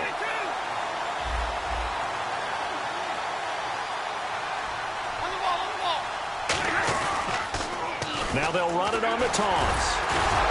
Able to push forward for about 4 down to the 37. He's brought down that time by a couple of Raiders. On any running play that's called, they're always hoping that it's going to break big and go the distance. But when you get a nice game like that, you're able to do so many things anyway. You can come back and run essentially the same play again, continue to move the ball on the ground, or you can decide to throw the ball now because usually you have the defense back on its heels. They come out 5 wide, 3 of them to the right side. Well, we looked at each other right when he flinched. We knew that that flag was coming. Yeah, offside's easy. And he takes it into the end zone across the chalk. Now, there is a flag down, but I think that's offsides on the defense. Yeah, I think that's going to stand, partner. As the fans exit back out through the turnstiles, not happy looks on their faces. Feel like they probably let this one slip away at home in overtime. I would agree with that, and their unhappiness.